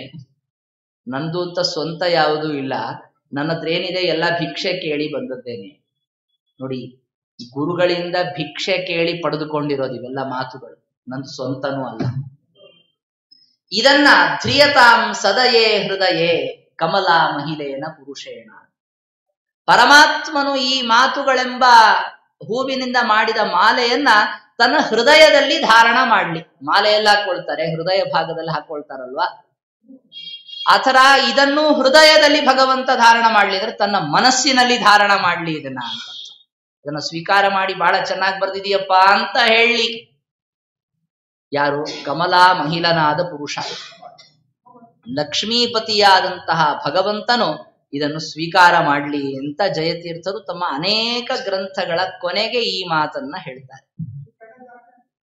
ಈ ತರಹದ ಒಂದು ಅದ್ಭುತವಾದಂತಹ ಗ್ರಂಥ ರಚನೆಯ ಸಾಮರ್ಥ್ಯ, ಪರಮಾತ್ಮನಲ್ಲಿ ಅತಿಶಯಿತವಾದ ಭಕ್ತಿ, ಆಚಾರ್ಯರ ಸಿದ್ಧಾಂತದಲ್ಲಿರುವ ದೀಕ್ಷೆ, ತಾವು ಬಹಳ ಅತ್ಯಲ್ಪರು ಅಂತನ್ನುವಂತಹ ವಿನಯ ಭಾವನೆ.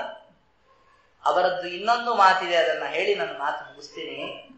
ವಿಕಾರಾಯರು ತತ್ವಪ್ರಕಾಶಿಕರಲ್ಲಿ ಬರೀತಾರೆ, ಎಂಥ ಅದ್ಭುತವಾದ ಗ್ರಂಥ ಅದು. ಆ ಗ್ರಂಥದ ಬಗ್ಗೆನೆ ವ್ಯಾಸರಾಜರು ತಾತ್ಪರ್ಯ ಚಂದ್ರಿಕಾ ಅನ್ನುವಂತಹ ವ್ಯಾಖ್ಯಾನವನ್ನ ಬರೆದು, ಬ್ರಹ್ಮಸೂತ್ರ ಭಾಷ್ಯಕ್ಕೆ ಟೀಕೆ ಅದು ತತ್ವಪ್ರಕಾಶಿಕ ಅಂತ. ಅದರಲ್ಲಿ ಅವರು ತಮ್ಮ ಮಾತನ್ನ ಹೇಗೆ ಹೇಳ್ತಾರೆ, ನಾನು ಟೀಕೆ ಯಾಕೆ ಬರಿತಾ ಇದ್ದೀನಿ ಗೊತ್ತಾ?